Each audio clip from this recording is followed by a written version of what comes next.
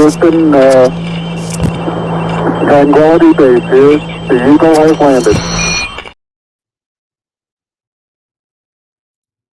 Good evening, folks, and welcome to Alien Addict on this fine, luxurious, sexy beast of an evening. And it is a sexy beast of an evening because it's 10 o'clock, my kids are in bed, and we've got a panel on tonight. We have Lee from Must See Audio.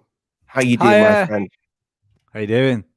I'm good, mate. I'm liking your destination tonight. It looks, I'm on holiday. I met some looks- people. They took me to an island. Some of them are quite well to do. We're going to go hunting later on. They said I'm the guest of honor. Just be careful with that one.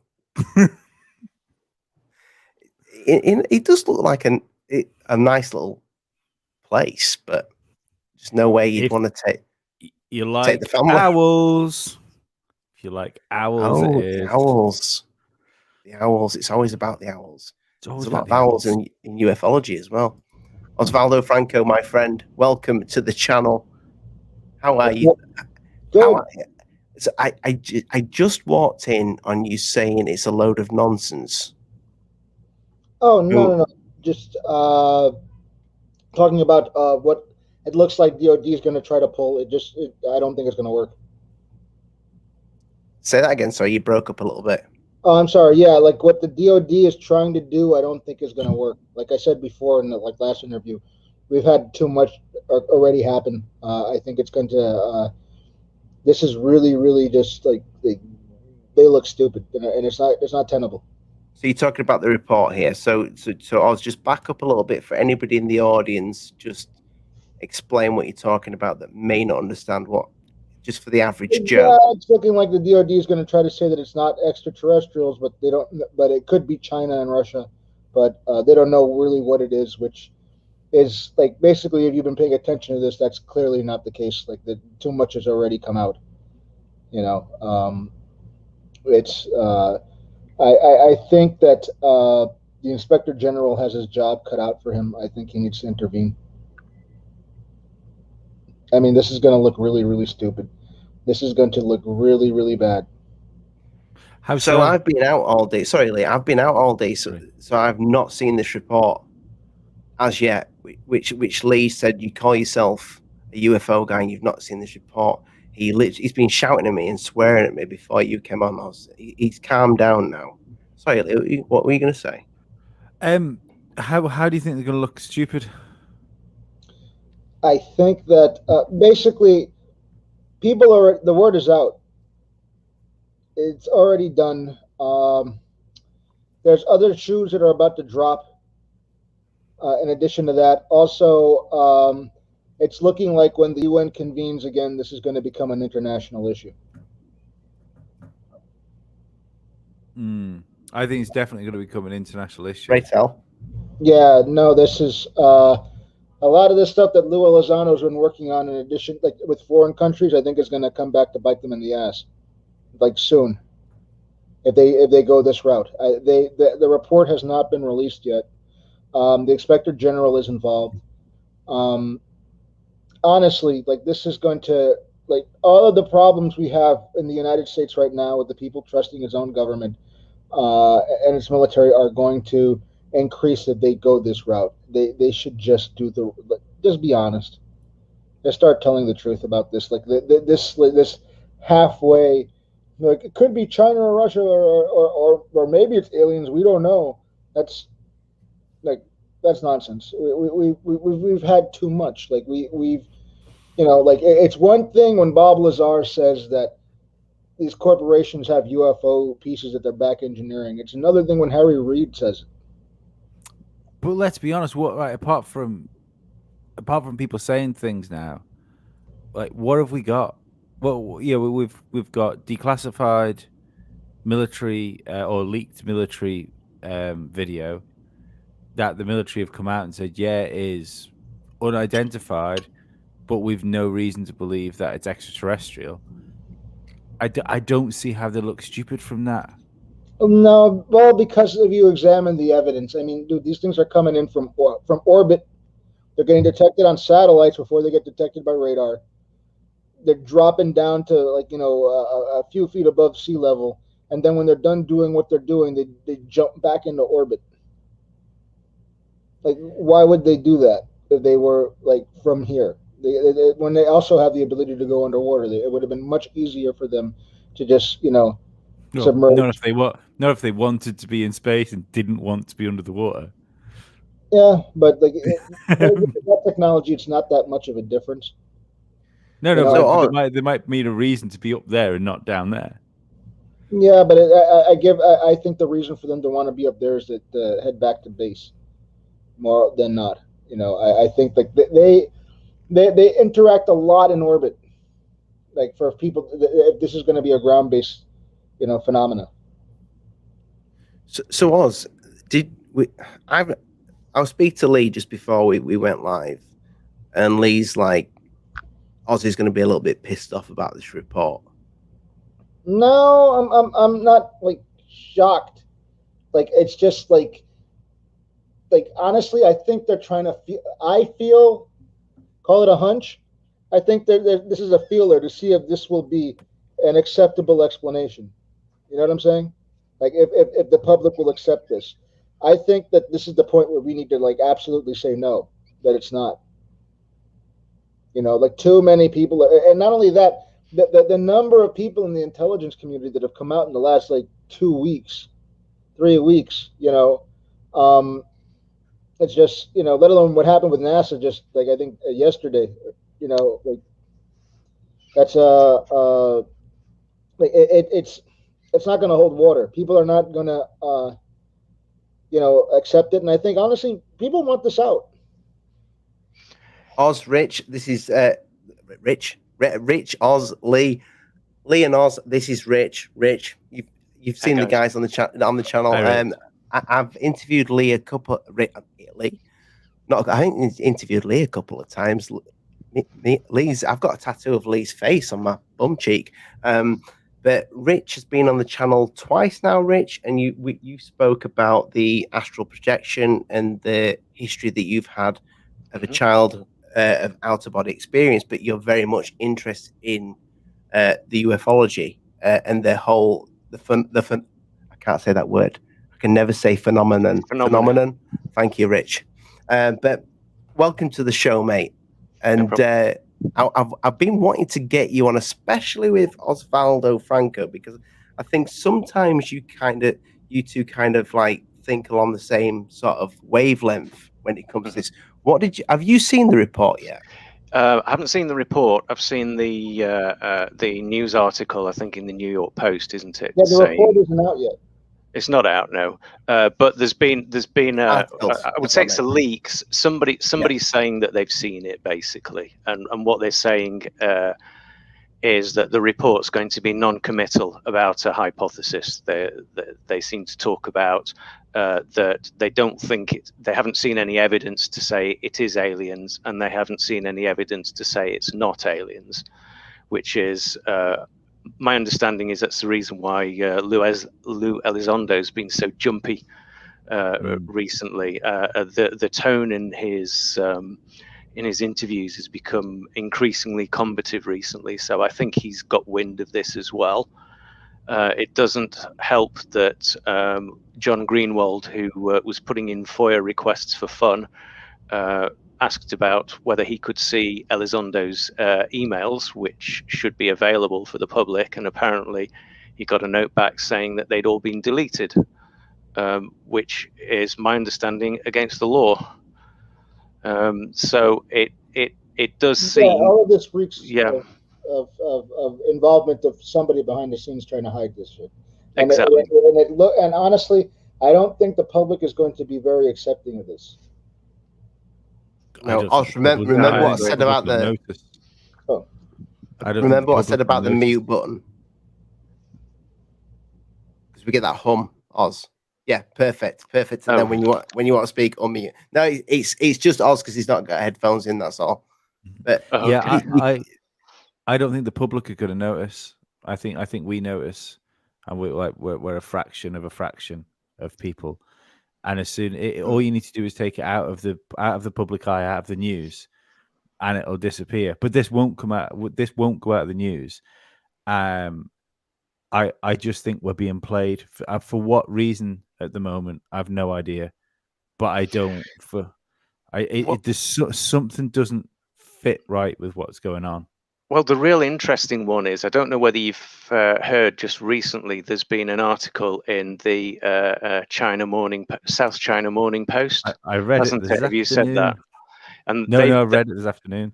They've just come out by saying that they've got their own UAP task force, and that kind of almost without I've been to China, I've spent a lot of time there, and I know what they're like. They like to hint at things. They don't like to deal with things straight on, because they're afraid of losing face themselves or putting somebody else out in the. So for them to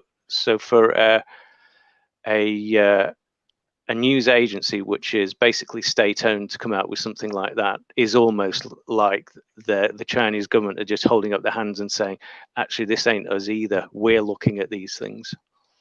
Yes, it's going to be an international issue. It's looking like the rumor is that there's a major European power that's going to be bringing this up in the UN soon, and they're going to be dropping some evidence that they've accumulated themselves.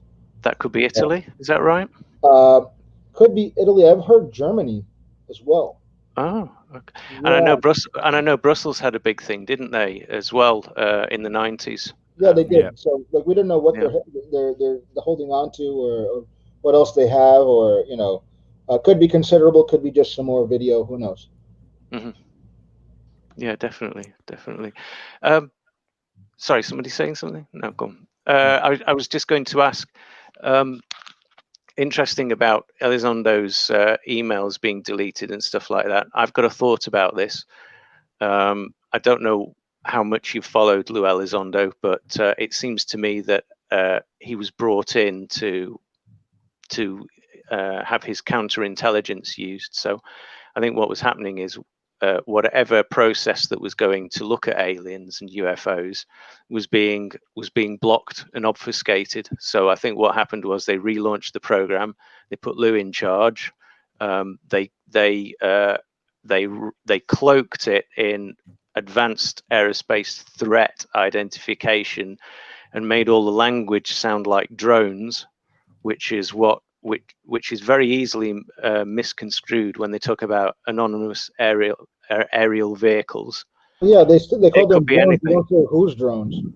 Yeah, exactly. But they knew what they were looking for. I think this was all agreed with Harry Reid, and I think what's happened is when Elizondo started going public, Elizondo was starting to escalate this, if you like. So I think he's come to the conclusion that they are non-terrestrial in one way or another. They don't know what, but perhaps they know that it's non-terrestrial. He's tried to escalate it. It's gone up to the people that look after Mattis, and they've sat there and gone, ATIP, I thought you were meant to be looking at foreign drones. And I think that's why it got no further. I think various people thought ATIP was doing something different, and for it to come out with something like that, I think was a major faux pas, and that's why we saw the miscommunication when Pentagon were releasing information about what Elizondo did. So when you're saying foreign drones, you mean in in China or Russia or something like that? Yeah, I think they thought that's what they were doing. I think he did too good a job with his counterintelligence. I think I said this on the last show, but Chris Mellon, he mentioned to Joe Rogan that he thought they were drones, but he kind of made out that he thought they were drones from another planet. Alien drones that have. Yeah. Did he mention von Neumann probes? Didn't he? Does anybody know what von Neumann is? Yeah, for our non-speaking. Basically, self-manufacturing probes that just keep moving. Keep rebuilding and keep and replicating themselves, because they could probably reach one end of the galaxy to the other in maybe about 1 million years. Wow. Mm-hmm. Yeah, so the whole idea of it is that it could even be that the aliens that built them are no longer around, and these probes are still replicating throughout the galaxy or whatever. Yeah, but the problem with that theory is that if they have FTL, there's no need for that. Oh, true. That's a way of keeping their abilities within the realm of physics as we understand it, but like quite clearly they also can do things that are beyond that like are indicative of like FTL capabilities. Yeah, but Oz, how much faster than light does it need to be? That depends on how far away it is. Like how far are you trying to get to? Yeah, was it Hawkins that was going to do something like this, or there was a project to do these light sails and just send them out, like thousands of them out everywhere? Yeah, like it's but they won't replicate themselves. But they're going to be about accelerate with lasers to about 1/10 the speed of light, make it to Alpha Centauri in about like 20 years or so. Is somebody still backing that project? Yeah, no, it's still going. I don't know how much progress they've made, but it's like it's funded. It's a thing. Who was it? It was Stephen Hawkins, and it was somebody else. And this Russian billionaire, I think Yuri Melner, was it? I can't remember, but yeah, I know it was like a project that Stephen did with honestly, that money should have been poured into UFO research. A lot better would have been. This is the type of thing that doesn't sit with me, with the idea that we have back engineered craft and stuff like that, because what would be the purpose in pumping millions and billions into these projects if you knew there was something sat there under the table, or you'd heard something was sat there under the table that could supersede them? I can't help from like reading the articles about what came out today. Like I said, it'd be interesting when the proper report comes out. And I know I brought this sort of thing up before, but it's fucking difficult on YouTube, isn't it? I personally think we're being completely played with all this now. For whatever the reason is for that it's happening. I think there's a narrative being built, and whether that's to pretend that we have adversaries that have this technology to put more money into your military, or whether it is like the last card scenario of like a fake alien invasion. I think these things are right now. It feels like a soap opera. It feels like there's been a nugget put there and pulled back, so everyone claws for it to try and make it happen. And like, let's not forget when this started. This is the reason I've got your boys building behind me. Let's not forget when this sort of thing starts to come out, when you have people like Podesta that we've got in touch with Tom DeLonge. These people, all mates of this guy. Well, the Owl. The Owl. And I don't trust it, because I think what's going on right now was supposed to happen when Hillary Clinton was supposed to win the White House. And it's all been fucked over for a term. And as soon as that term's over, the go switch is being pressed on this. And whatever's going on, this isn't me saying I don't believe in aliens, or I don't believe that there isn't something. Personally, I think that if there is something, I don't believe it's from outer space anyway. I think they've always been here, probably under the ocean. It's probably where we get things like Atlantis from. But what's going on right now just doesn't sit with me at all.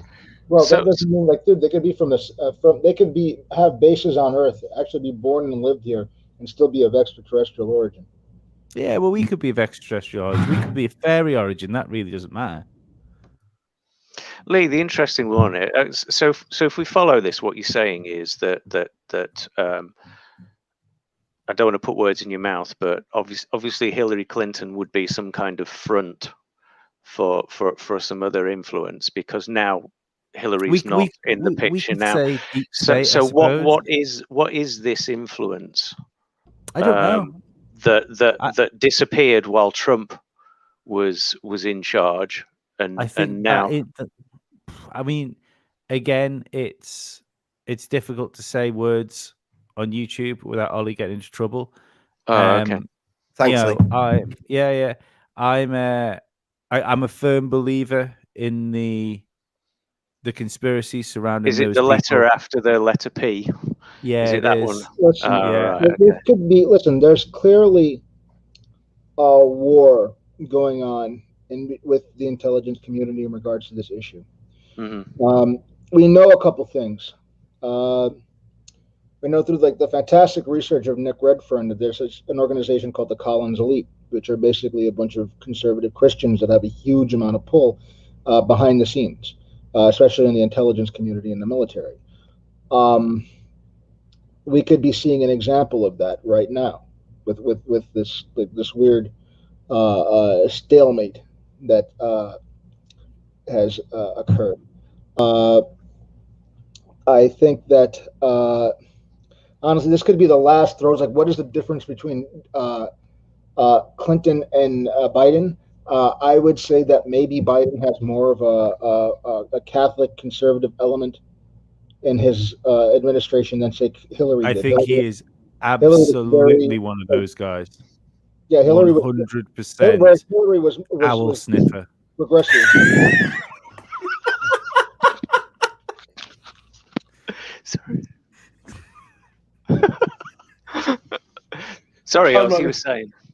No, I just putting it out there as a hypothetical. This could be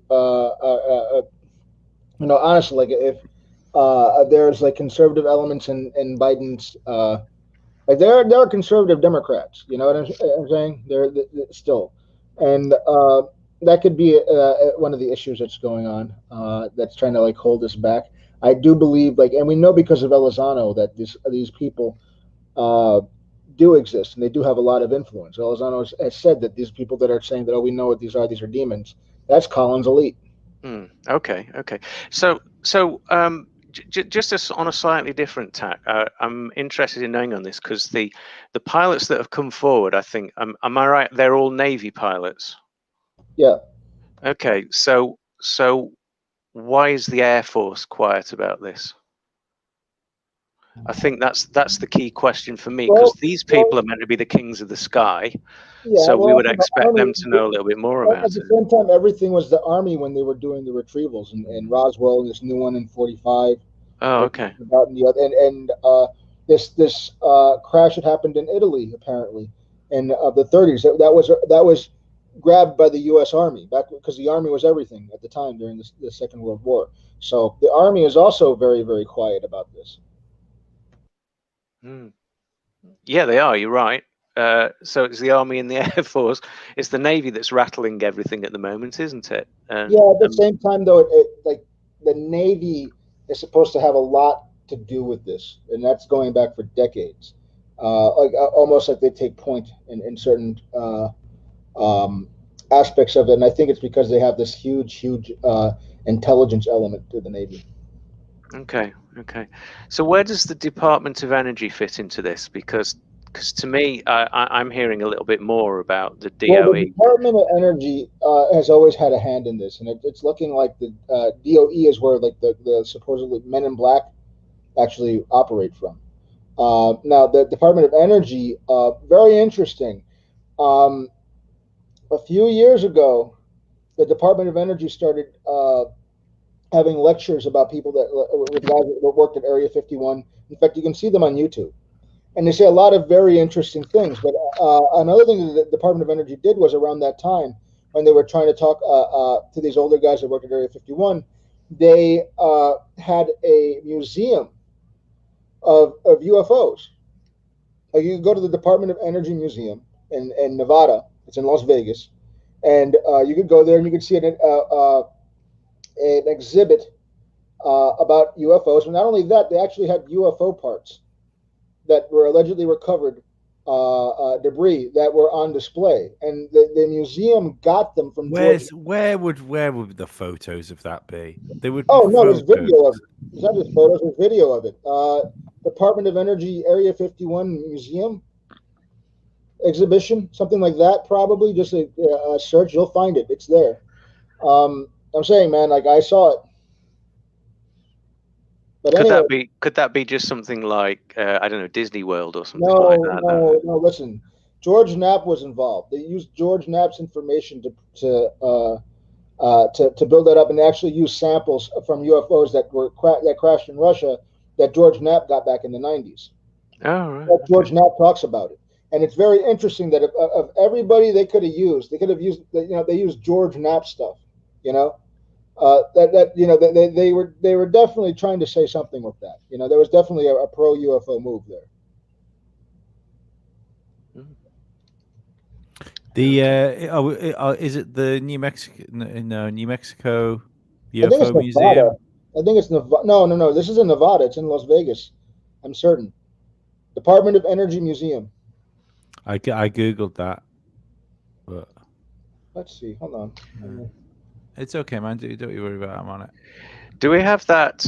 Has anybody seen that video yet of the latest interview with the Pentagon, where one of the reporters asked him straight out whether there are alien bodies and crashed craft?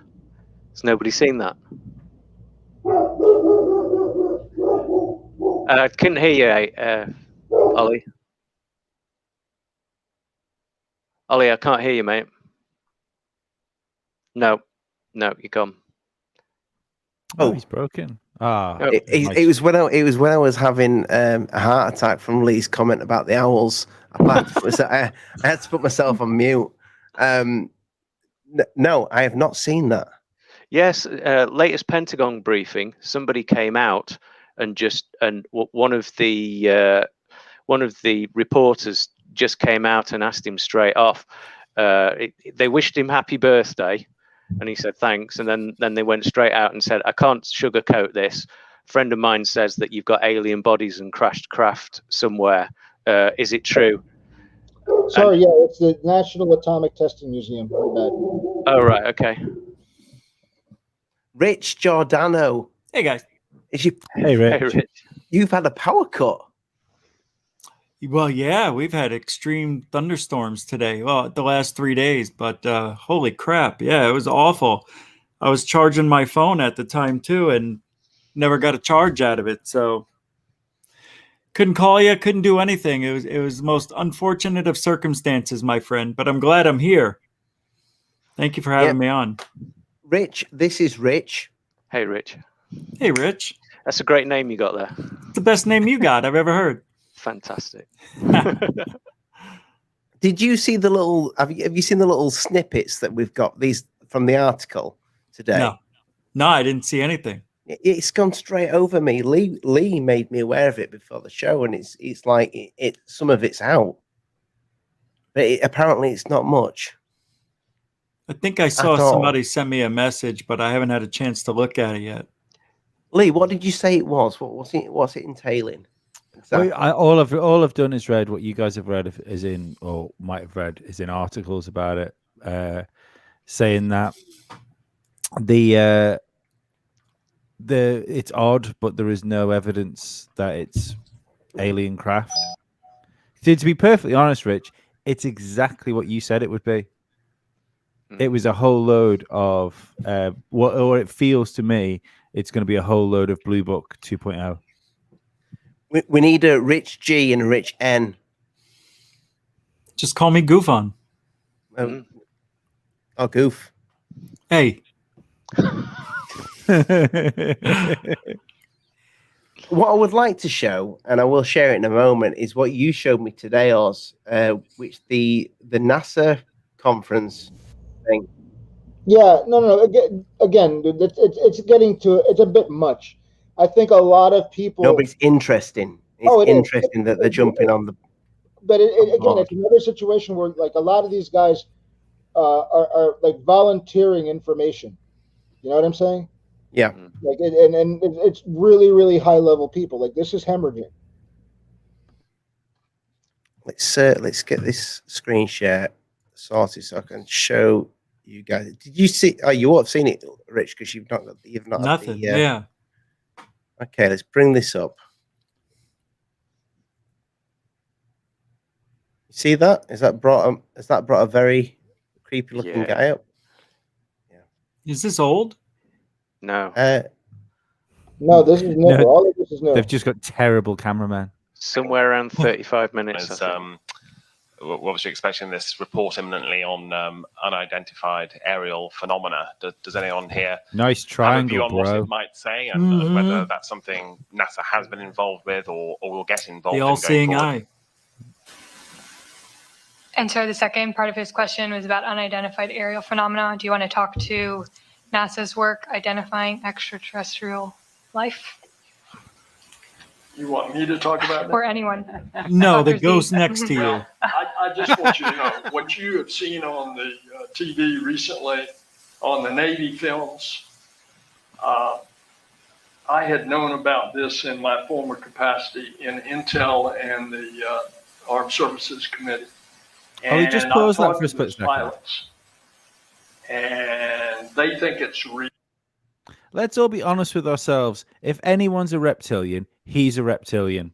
Oh yeah. Look at the state of his face. You may continue. Maybe just like too much sunbathing. Yeah, bit of Botox, you know. So Yeah. I had talked to Thomas, Dr. Z, about what specifically we could do from a science perspective, in addition to an intel perspective, to try to bring any additional light to this. You want to comment on that? Yeah, look, I mean, I'm happy to. In the realm of science, we're all about unidentified issues and objects and whatever before. That's what we do. We find something with our observatories, That's what we looking at do. the sky, looking at the Earth, and we go analyze it. We have history is full of examples of things that He were looks like the mouse from Ratatouille. identified or were referred to as UFOs, some types of clouds, phenomena, weather phenomena that way. And for me, Oh, my God. I personally think that as we look at or the origin of life in other worlds, and then look at really what we, especially at the molecular, and bacterial level, which is what we're really using the tools of Jeez. science for. The kind of questions He's that seeing all focus these on life grants elsewhere rolling are away very here. much in the realm of what we do, using saying the a lot tools of nothing. science. So we will Yeah, do Yeah. whatever no, we he's can clamoring because listen, to he move doesn't our want to get understanding caught. forward. Yeah. In He many doesn't want to get cases, caught. They know. say They what we know learned so something's far up. in the last few decades is Yeah. people tend to underestimate nature. Nature is an amazing It's Neil place deGrasse Tyson where again. a lot of miracles happen. Ask him about UFOs. And, once Yep. we understand, it's like, why didn't we think of that? But the point is, there's amazing science out there that remains to be discovered. We're committed to continue to do that, especially. Yeah, there's a great comment as we after this. take new tools, whether it's James Webb, whether it's the Dragonfly, other missions to look at life in other worlds. This If one now. anyone knows how to do a spacecraft design like that, I would love to talk to them. She just looks like a mouse. No, that's not nice. God forgive me. No. Alien God. So they said a bunch of nothing there, right? Yeah. It's that last bit though. That last bit that got me when she said, "If anybody knows how to build a spacecraft like that, Like that.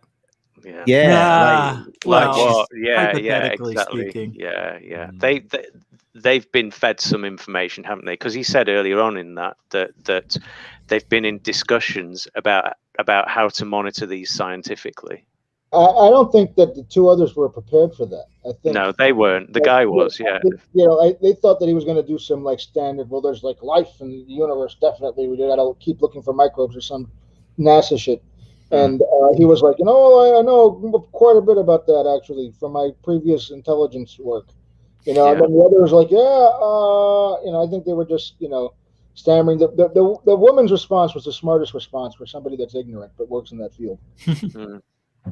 It's interesting what you said, Lee, though, about the Yeah, it's always there. It's always there. Like the I don't know. Were you listening before, Rich, or Goof on Rich? Before the show? Yeah, before you joined, were you listening? No, he's had no power. No, I couldn't. I mean, literally, I got on as fast as I could. But just to catch you up slightly, because I'd be interested to know what you think about this. Oh. I just said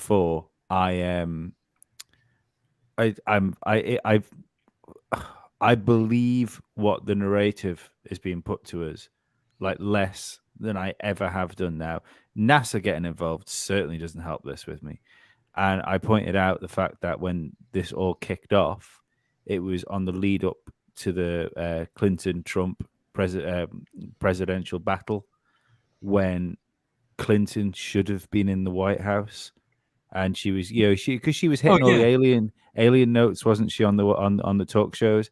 I think what's going on now, I think what's going on now should have happened when she was supposed to win the White House. Right? Yeah, I agree.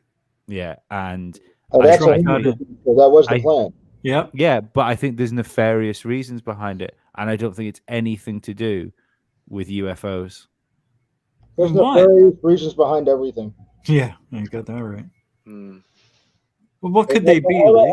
I think we're in the last card territory. I think we're in last card territory. Because they don't have anywhere. Listen, there's nowhere else to go but up. Like, I mean, look where all the smart money's going. No, but I think what Lee's saying there, Oz, is that he doesn't trust any of this one little bit. I don't trust the people that are involved in it. That's the problem. Nah, it's like, what are you going to do? That's who runs things on Earth. People that you can't trust. Do you know the interesting one about all of this is that I started off by being a bit skeptical about Lou Elizondo, but I think recently with some of the things that have been happening to him in terms of the pushback, in terms of them deleting his emails, in terms of him having to raise complaints about how he's being treated and stuff like that, it seems to me that there's less orchestration about this than I thought there was going to be, to be honest. It seems to me, at least,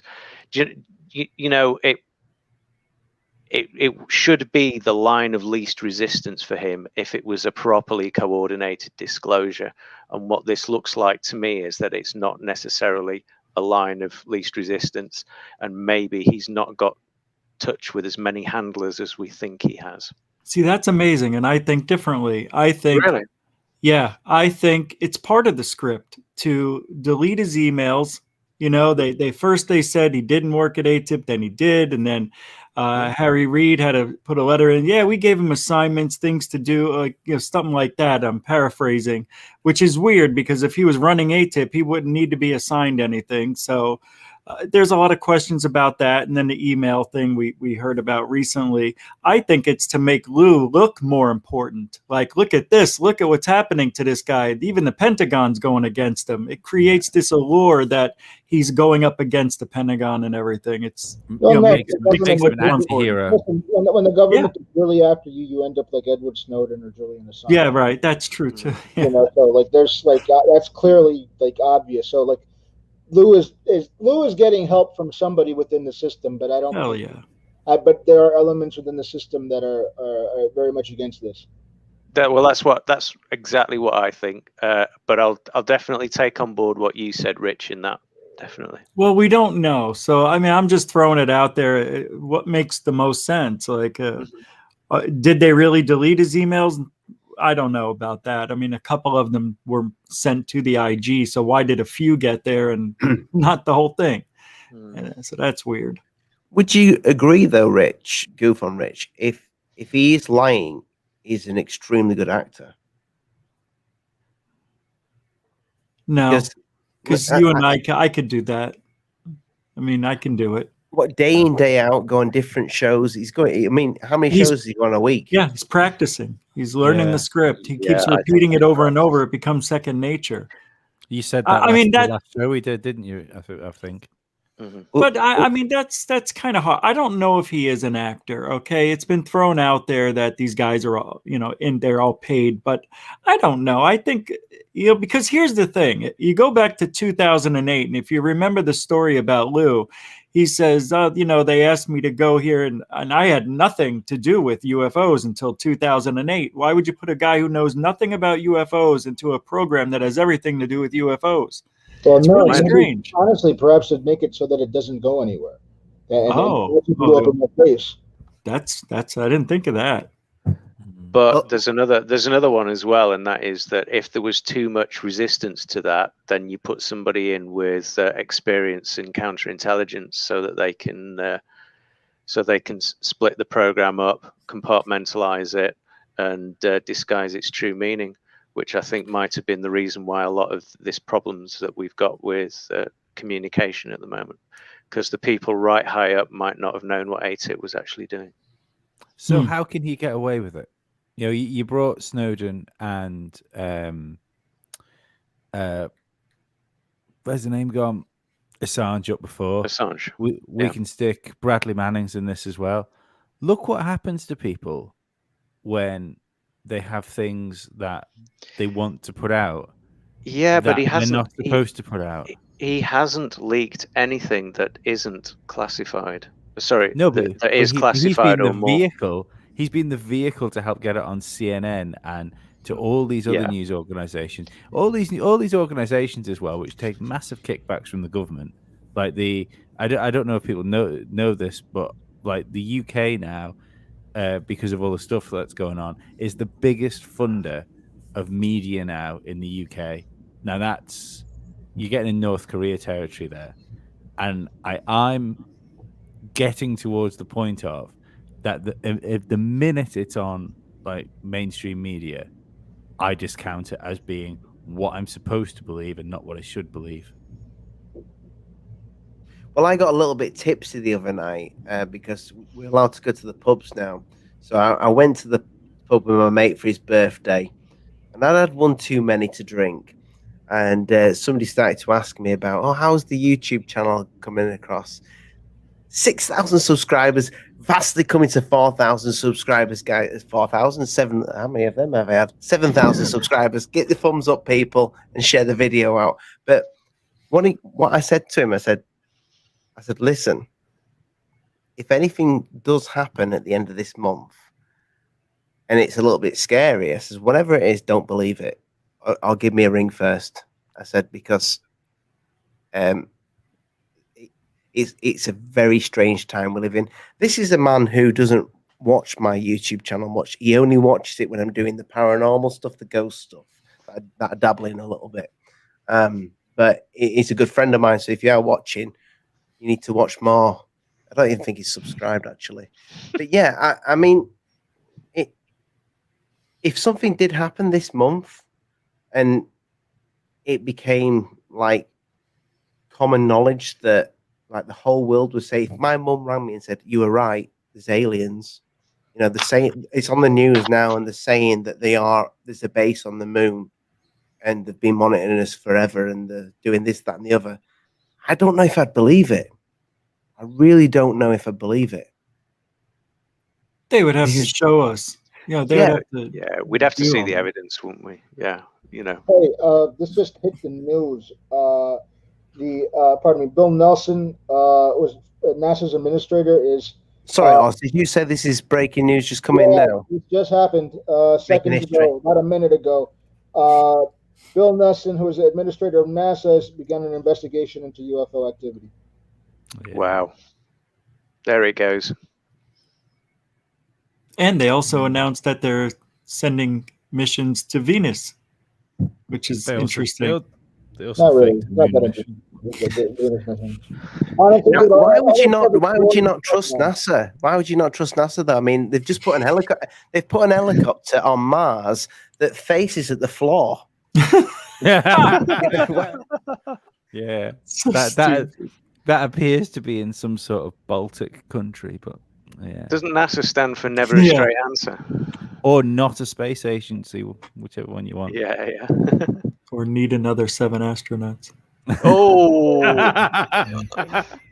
Oh dear, no. That's a challenging joke. Yeah. Speaking about Lou, speaking about Lou going on like a show a week, Lou, show a night. Come on. Where's my get a bit of practice? Come on, Alien Addict, get a bit of practice in before you go on Rogan. Just send him an email. He'll come on because you're not as I don't know, as angry as I am, or you know, with Greer and Third Phase of Moon, he would come on here. Do you reckon? I really do. Try. He's going on channels with less than 1,000 subscribers. Why not go on your show? I'll email him, but You usually should. my emails usually follow with a little kiss. I don't know how he'd take that. Put Very to- well. Mm. He'll take it and enjoy it.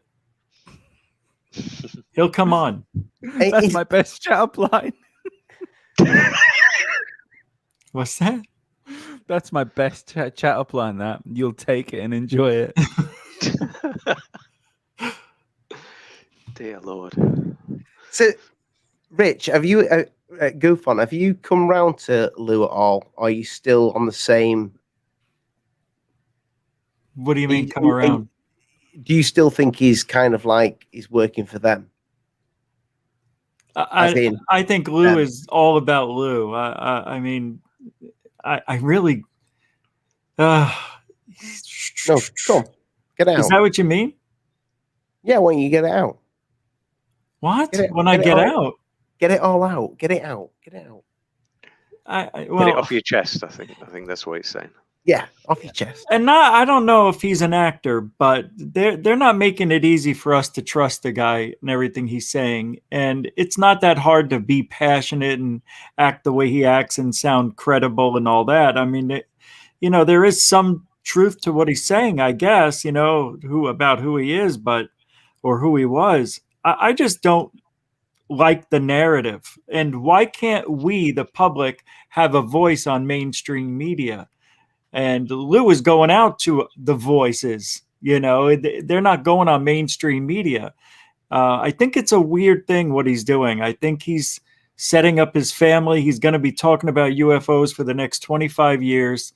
And him and all the people involved with it are all in on it. And it's very possible because we're not going to get disclosure out of this. That he's going to get shut down. I showed in 1952, Kehoe and John Sanford were talking about the threat, and this isn't nothing. This isn't new. So this is just bringing it up and refurbishing it and putting it out there again. For what? I don't know, because the videos don't match what they're telling us either. I don't see any transmedium craft. I don't see any clear pictures. I don't see 14 UFOs flying around for an hour. I wanted that radar that Jeremy Corbell put out recently side by side with what was on the radar. They didn't do that. They just showed us blips on a screen. Could have been anything. I'm not an expert. Show me the expert talking about it. You know, a lot of things are put out there, and Lou's going around talking as if I'm a person too, just like you. You know, stop with this attack on me. I'm a family man, you know, and I'm married. I have a wife too. I just had a birthday. You know, okay, we get it. You're human. All right. But this is ufology. And ufology talks about aliens and abductions and everything else, and you're avoiding it. And he doesn't talk about anything that's part of ufology other than the threat. So to me, it's a narrative that is pinpointed into one direction. That's the government involvement, getting funding. I guess if he really wanted to get disclosure, he's not going to get it. He's not going to get anything, because that's why he left ATIP. He was shot down and he said, I'm frustrated. I left and went to TTSA. And then we all thought it was going to be good when he took over, and not really, you know, being the face of TTSA, came out with the TV show, which wasn't that great. It was good, but it wasn't great.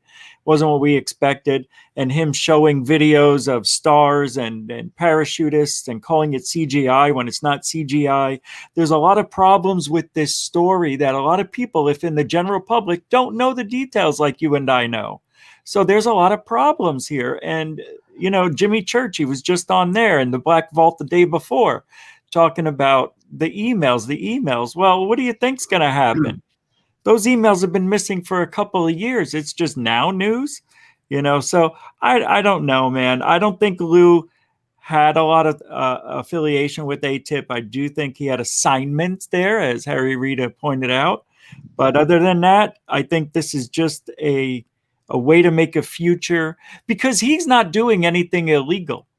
All right. You look at Corey Good and David Wilcock. I mean, they should be in jail or prison, right? After all the things they said, but they're not, because it's not true. And Lou should be in the same threat as those guys now at this point. So what he's saying probably isn't true. So he's not going to go to jail. He's not going to go to prison, and he should. I mean, this is dangerous stuff. If this is a threat, why isn't the government bringing it out and talking to the public about it? Well, they tried in 1952. Nobody cared. They're trying it again now. Nobody cared. Books have been written. Nobody cared because it's just, objects in airspace. It's clear it's still not a threat. And I think the people that know government. That they're not a threat. The government, for the government, it's a threat. I get the threat. I do. I agree. If I was in the government, I would think these UFOs are a threat. But the evidence doesn't match what they're saying. And they're not showing us the Tic Tac evidence. They're not showing us the radar evidence of that day or those days, a couple hundred days in 2 years that they've seen him, as Ryan Graves talked about. There's a lot of missing stuff. That's all. So do we think that NASA might be helpful in this to a certain extent? Because if you just said that they've announced that NASA has just announced that they're going to get involved in this, does this mean then that the military is going to start sharing what the rest of us would call classified data with the scientists directly and get some proper peer review on it?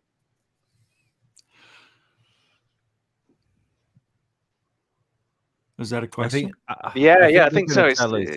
Are we moving into my concern about all of this is not necessarily that the military are wrong in what they do, but my concern is that they're coming to conclusions, obviously somewhere along the line, that this is UFO, but they're just not taking that extra step. And the reason is because, and it concerns me as well, is that what they're doing might not necessarily be peer reviewed by the right kind of scientists and the right kind of science community. Not suggesting that they're not doing a good job, and so to then bring companies in like NASA, is this now an intermediate step to sharing the information properly with the scientific community? Yeah, in a way that's appropriate. Yeah. Yeah, I don't think this is the end of any of this. I think that this is just a preempt to other stuff. Mm-hmm. Like I said, the Chinese are talking about getting into this with AI as well. Like I said before, there have been rumors, good ones, that there's going to be, and this is going to be an issue in the UN this year. And we still have not seen the full report. Like I said, the AG is still involved. He could do something about this, and I'm hoping so. I'm hoping that a couple more shoes drop that may force this, or force him to actually have to do something about this. The report is released. The article that was in the China, was it China Morning Post? Is that what it is? I can't remember what the thing is called. Yeah, South China Morning Post. Yeah. Yeah. Did anybody notice the guy that popped this out? Not the journalist, the guy that was being interviewed, and where he works. Where he's stationed. I don't remember that. No. He works in Wuhan. Is that not fucking odd? No. Is that not raising any alarm bells for anyone? Oh man, I had such a strange dream about all of that. I can't. Because these things that we're constantly told are conspiracy theories and are nonsense, always have threads that connect them to these things, and they're always dead obvious threads when you look at them. And I as soon as I got to that bit in that article, I just thought, what are the fucking chances, eh? What are the chances of that? This is like anything in life, though. Can I tell you my weird dream then? Yes. It's a crazy one, right? My weird dream. Wasn't I? Is this is Rich? That's my other dream.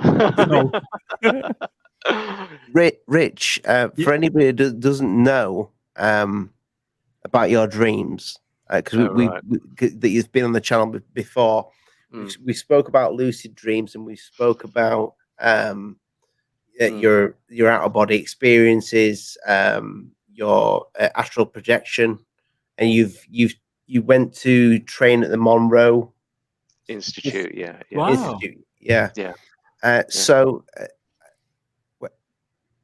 explain the lucid dream now.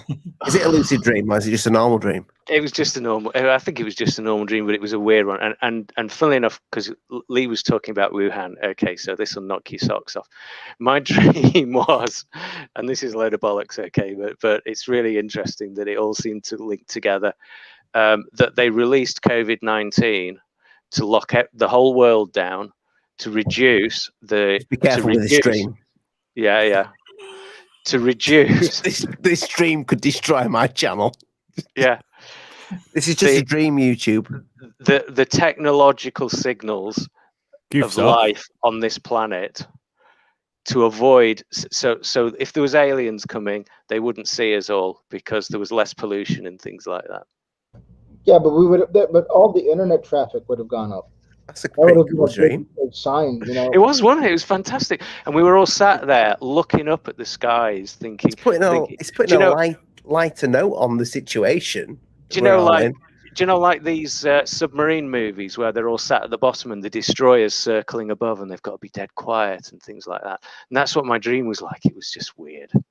You know, it's not going to happen. It's not real, but it's hilarious. Cities with the lights on all day. You know, like it's like. They would have. That's not a great way to hide a presence. Oh no, it's true. Say that again, Oz. You broke up a little bit. No, I was saying like everybody was at home. Their lights were on, like constantly. Like, dude, like that's not a good way to hide us or our presence. You know what I'm saying? Just because everybody stayed home. You know. Yeah, well, we're not going to talk about that, so it's fine, Oz. Don't worry about that. We're not going to talk about. It didn't make sense. It was a dream. What's being. And that's no disrespect. It's only because it's a sensitive subject for YouTube. But I know what you're saying. Like it. The weird thing is, in the times that we live in, is that this is hitting now. After everything we've been through for the last 2 years, the most unsafe time for people psychologically. Where people are the most psychologically disturbed that they've ever been in modern history, if not history. Mm-hmm. If you don't think that's being used for something. And they say that we're not ready for it, but maybe we're ready for it now. We're ready for disclosure now. We've gone through quite a lot. We could take aliens. Well, this is supposed to continue for another 18 months at this level. Grainy video, same story of the threat. So that's inside information that I've received from people close to Elizondo and some other people. So we'll see. Yeah, I think the final report might be coming in like next May. Mm-hmm. Wait, did they delay it now? No, there's rumors. There's rumors, and honestly, these things can take like up to 30 months to do properly. As I think you're right in a certain extent, and that is that whatever's going to come now is going to be nondescript, inconclusive, and at least for us, and I think maybe Mr. Biden and a lot of other people have got to start going to Five Eyes and NATO and talking to everybody and saying, look, these are our findings. And then they'll need to go to the United Nations and speak to the major people there and say, look, we need to roll this out properly, because that's the responsible way of doing it, not just throwing it into the newspapers and throwing it out willy-nilly. It's making sure everybody knows behind the scenes first. And if it's being forced, then it's being forced, and they have to put the brakes on it and start talking to people responsibly. That's how I'd frame it anyway. What do we expect to come out of this? You know, what do we expect? Sorry, Rich, were you just about No, great question. I don't know. What do any of you guys expect to come out of this? I mean, nothing. Even Nick Pope said that there's 2 reports that are coming out. One for the public, one for the eyes that Need to see it. There'll be a classified report. Osvaldo, as what would you like to come out of this? Let me rephrase that. What would you like to come out of this? Everything up to and including debris recovered. I mean, we already know. What do you expect to come out of this? I still think there's a possibility of that. Really? Depends on if the interim report comes out, and this is just a way to decelerate the issue. Then yeah, I don't think that this is going to be. Again, for many reasons, this is not something that can remain quiet for very long, and it's not the day anymore. It's not even just that. I think that the public is more involved in a way that they weren't, and more engaged in a way that they weren't. I don't think that this is going to be a successful attempt at delay or obfuscation of this. I don't. When you say the public are more involved, in terms of what? In terms of social media like this, YouTube stuff? The interest in this issue, especially from people that are from even in the scientific community. The scientific establishment is getting more and more involved in this, and quite a few people that are involved in it are very upset. They're not happy that they've been lied to about this. They believe they've been lied to. I don't know what that was. Did you hear that? Yeah, I heard it. Yeah, that was weird. If I get thrown off because we're getting thunderstorms again now, so if I get kicked in, maybe it was that, because there's a lot of thunder going on, and it's pouring. I don't know if you could hear it, but it's coming down.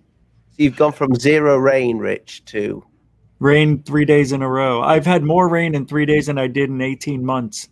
Wow. That's not even a lie. It's true. We've had over 3 inches of rain. Did you ever find out about the intruder? No, they're coming out on Tuesday next week. You don't think it's aliens then? No, I think it is. We'll find out. Do you remember the guy I had on my channel, Ronnie Dawson? The guy that. So the same thing happened to him. What do you mean? So there's a video on his channel where he's underneath the house where the aliens have come in. Oh, okay. And he went under the house with the shotgun. He's with his video camera going around. Bless him. And then he was made love to by Catwoman. Oh yeah, that's right. The pictures and everything. Yeah. But where have you moved to now, Rich? Lee? Just like to point out that fella. Is that Istanbul? No, it's a Masonic. Is that Tom DeLonge? Yeah, it is. It is. Yeah, no. Not only that, he went into. What's Tom DeLonge doing there? Is that a wax Tom DeLonge? Or is that a real Tom DeLonge? It's a real wax one. It's a real Tom DeLonge. Can't see Tom DeLonge. He's behind his head. There we go. Yeah, that's him. He doesn't look real. He looks wax. He looks like a wax Tom DeLonge. Yeah. It looks like he's been photoshopped in it. It looks like a cardboard cutout. No, it's definitely Tom DeLonge. He's got that. He looks wax, so it's definitely Tom DeLonge. Yeah, he does got that side smirk. It's definitely Tom DeLonge anyway, because he's got. No, this is an official photo. Tom DeLonge posted this. Yeah. This is not a Photoshop photo. He's got that same thing on his guitar, hasn't he? The Freemason compass. Yeah, he's a Freemason. Yeah. Lee doesn't trust Freemasons. I don't know why. Just thought it was worth popping up. We had one of those that Freemason thing when I was growing up over our fireplace. I asked my dad about that, Rich. No, I'm serious. I saw it in a couple of photos. I'm gonna grab them. My dad was going through all these old photos because he wants to put together something before he passes away about, life and everything, his life. And I saw it, and I'm like, Dad, do you know what that is? Yeah, it's a Freemason thing. And I go, why is it on our fireplace? I don't know. I liked it. I put it up there. And I go, you can't put that in the house and just claim you're a Freemason. No, that's not what it is. It was given to us by, he mentioned who it was. And I'm like, was he a Freemason? I don't know, but he worked for the CIA. I'm like, oh. Because I've had family who worked in the CIA, FBI, and all that too. No, they love Freemasons. Freemasons and Mormons. Love Mormons. It's amazing though that we have that symbol on our fireplace growing, and then he took it down like before, 2 years before we moved. Yeah, your mother made me take it down. Typical. I think those I don't know a lot about it. Only all the conspiracy stuff. But when you look at like one of my friend's granddad's a Freemason. And he's just a sweet old man that carries a briefcase around with him all the time. Are they all Mormon? You have to be Mormon? No, they're not. They're not Mormons. It's a different thing. Okay. But not all Freemasons are bad. But I think that it's just a thing to be. It's like the Rotary Club. Yeah, no, I know quite a really high-ranking Freemason. It's a bit more than the Rotary Club. It's a way for people to get together and influence things. I mean, if I'm perfectly honest, like I live on a small island, 80,000 people. There's more Masonic halls, I believe, on the Isle of Man than there is anywhere else in the world per capita. You live on the Isle of Man? Yeah, and the Did you ever run across David Icke? No, he's the Isle of Wight. Isle of Wight. Yeah. Oddly enough, though, I do have a podcast listener, and his father and David Icke fight over the same car parking space in Tesco's every weekend. But our government is basically run by Freemasons. There's anyone that's involved in anything that wants to do anything on the Isle of Man is a Freemason. And you ever see that set up for Washington, D.C.? Yeah. They're a highly influential group. I mean, if you were to join, you'd probably get some sort of business kickbacks, and you would get well connected with people. But when you start getting up those orders, and you get up to 33rd degree, and the hypothetical past that, if there is such a thing, I just think it's worth noting. And like I say, this is my issue: is I feel we're being led down a path by people that aren't necessarily to be trusted.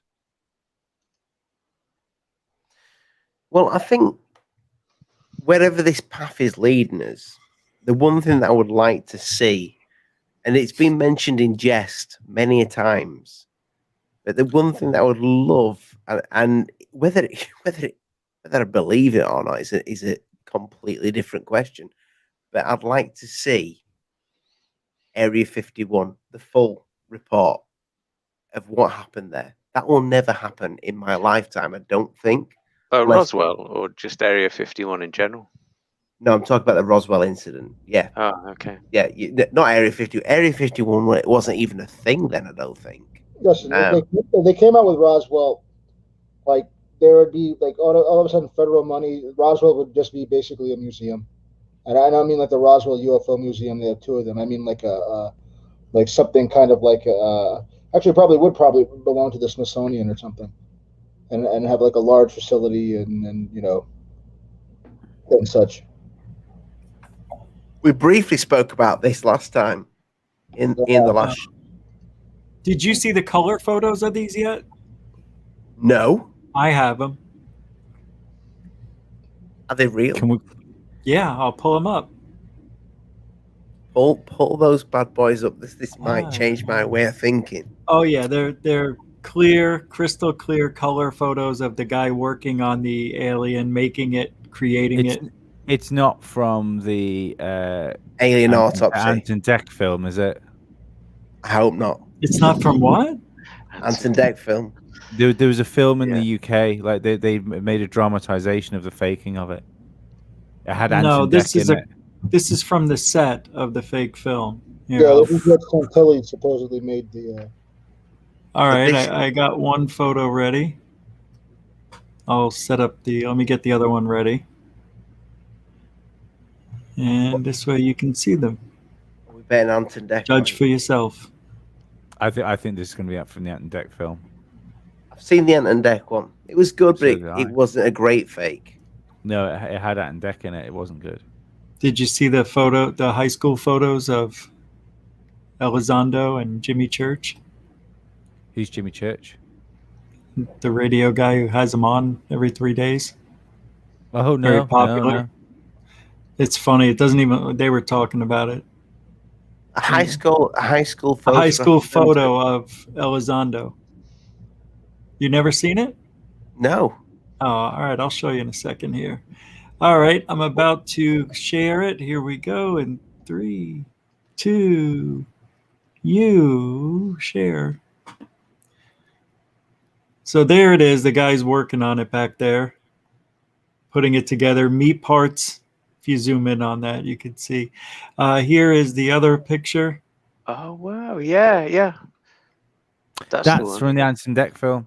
Oh, it is? Yeah. That's the alien autopsy. So this isn't it? Thing. Yeah. No, I don't think anybody's seen it in the States. Not many people. This is No, what I was no. told. This one here is supposed to be the legit. He's making it. This is probably for the movie. Face, that It has face a doesn't look vagina. bit like it. Then. It does have does a have a- vagina.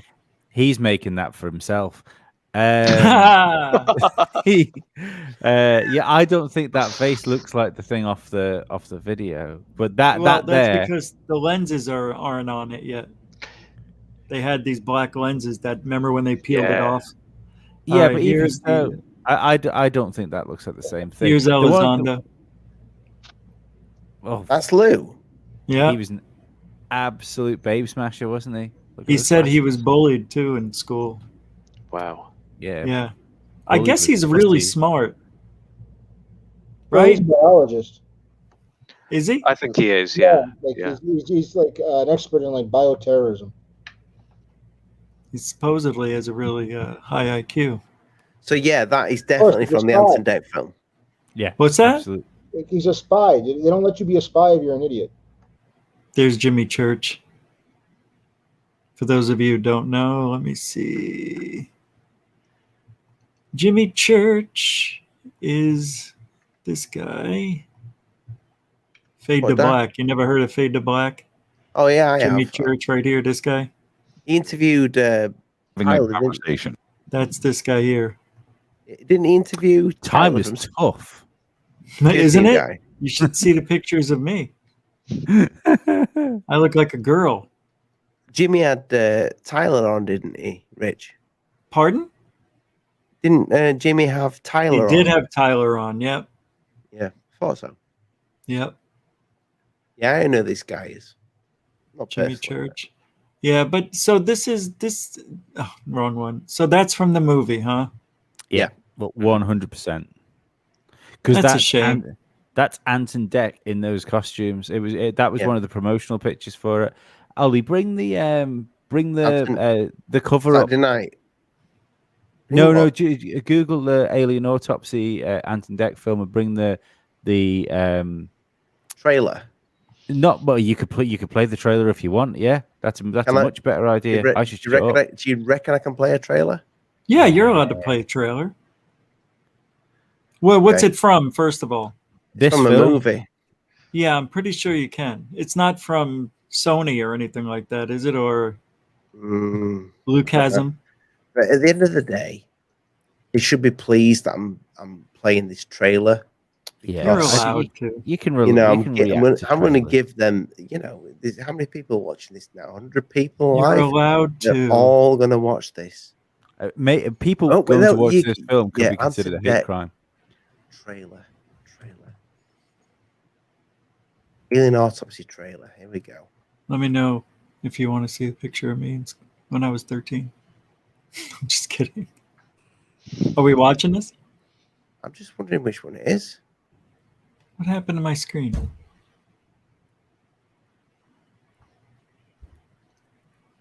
Oh, there we go. Yeah, this is the trailer. This is the trailer. So For anybody who's not seen this in the audience, you are very welcome. For anybody who's already seen it, please don't unsubscribe. And if Anton Deck, if you're watching this now, you're welcome. They're here. Yeah.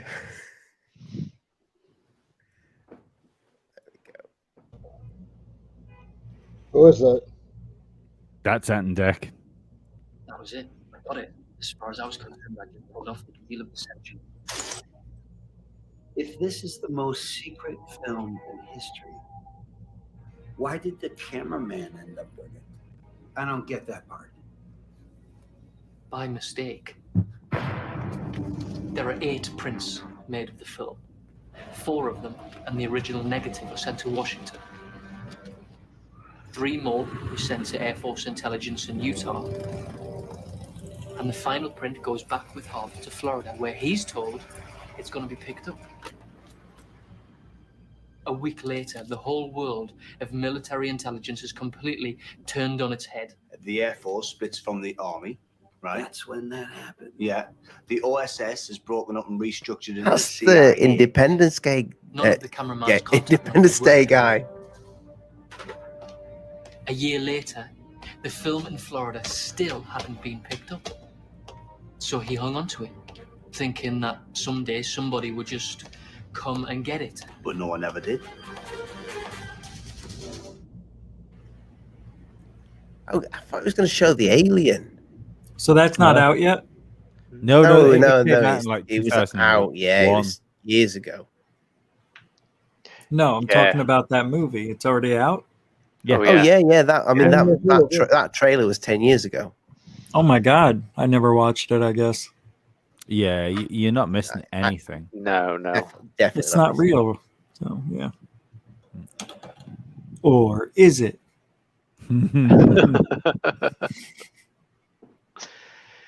Wasn't it the telephone that gave it away or something like that? They said it was all like newer than it should have been. Or something Yeah, like yeah. that. Yeah.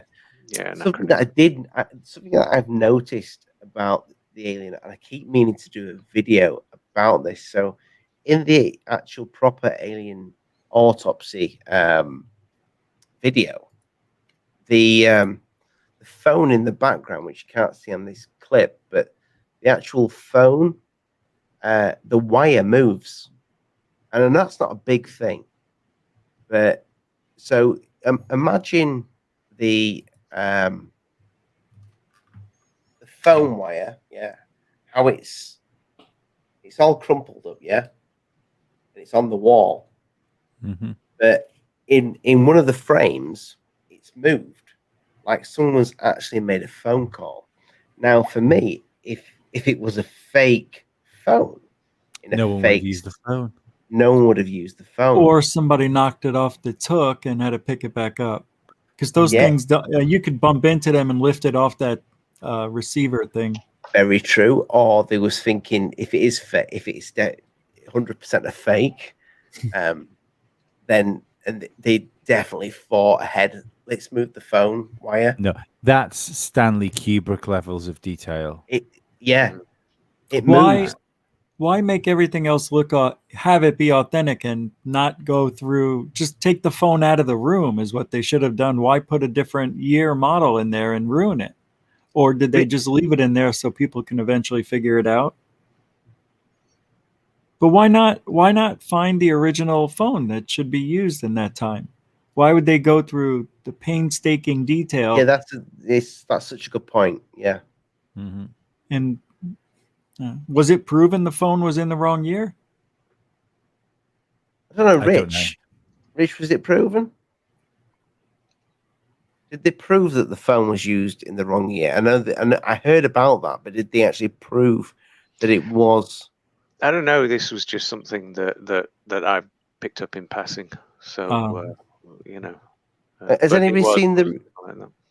Has anybody seen the recent interview with one of the guys that got this thing published? That was on. He was on. I've forgotten the guy's name. I'll tell you who it was on, tell you whose show it was on, because it's the same guy that I showed the video of. Who knows what they are? Even to the point where Grant Cameron. Grant Cameron did an interview with the guys, with one of the guys that published this and got it put out, and they are selling that frame. The guy who's selling the frame says it will come with a certificate, this, that, and the other. The CIA have said that it's not fake, blah blah blah blah blah, pushing it out, and it's like, how can we believe that it's right now? It's almost like he's jumped on the bandwagon, and he made it very clear in that interview that he's like, well, I don't care about the alien stuff. I'm a media company, Well, has nobody seen that that question when they questioned the Pentagon today, and somebody asked him straight out? One of the reporters asked them, "Have you got any alien bodies and any crashed craft?" They actually asked the Pentagon today in the press interview they have. You've not seen that? No. Is this on a news article? Yeah, let me find it. Let me see if I can find it. Yeah. Are you on PC? Yeah. Are you on a PC? Yeah, I'm on a PC. Yeah, you can share. So you can share your screen. So share it and share as a Chrome tab. Okay. Yeah, let me see if I can find it. Rich, you have to hit there's a little thing in the bottom corner though that you need to it's the bottom left hand corner. You need to hit share audio. Got it. I'll need to find it first. So give me a question. You find it. Osvaldo Franco. You okay? Yeah. What's up? Are you okay? Yeah. You look like there was something going on behind you. No, I'm just like a little tired. There's a lot of reasons why that alien autopsy movie was fake. There's a site here that broke down so many different imperfections, things that don't match up. It's crazy. With photo proof. It's pretty amazing. Have you ever seen the surgeon that comments on it though? No, I've never seen it. There's this. I need to find that for you, Rich. There's a surgeon that comments on the way that they're operating on this. Yeah, the guy from OJ. How the blood was right, everything looked right. Yeah, he said everything looked right on it. He's a surgeon, but not an autopsy guy. No, he was the head of the American Autopsy Association. Oh, well then he would know. Yeah, but at the same time, it's like, it looks like a surgery or a vivisection rather. I don't like what is it supposed to look like? I mean, you can't really tell much from that. It could be anything. Yeah. Rich, I've added it to screen. I don't know if it's all right. Is it ready? Give me a second. Yeah, make it full screen so it looks nice. Nope. The one to the right. Nope. Sorry, this one? Yeah. Got it. Apologies. I'll do that again. Are we ready? Idiot. Did you hit the little audio button? Oh, hang on. The little audio button. No, the audio button. When you brought that up and hit the share screen. Get the share screen. Yeah, end your share screen and then pop it back up. But there's in the bottom left-hand corner. There's a thing that says share audio. In the which screen do you want to share? You'll see. This. Got it. Sorry, apologies. No worries, mate. Right, let's try again. We've all done that. Are you ready? Mm-hmm. Large screen. Make it nice. Make it like that's what she said. I know she did. Got it? Yep. Okay, here we go. Can you specifically address the reporting that's come out about this UAP report? The reporting that these UAPs don't appear to be alien spacecraft, that there's not enough information. Oh, hang on. No, this is the wrong one. Exactly they are. and that they're not Oh no, a U.S. you may as well. secret, black program. I'm interested. Yeah, look, in I've this. seen the press reporting on this, Louis, but I'm not going to comment one way or the other about the reporting, or certainly about the work of the task force and the coming report by the Director of National Intelligence. I won't get ahead of that process.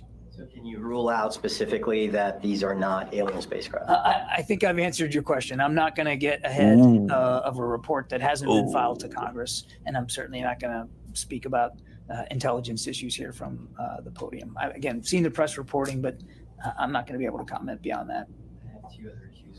Go on, Rich. Get the one on. Okay, He I'm going to stuttered and chewed on that question, didn't he? Didn't he? Yeah, he did. He did. Yeah.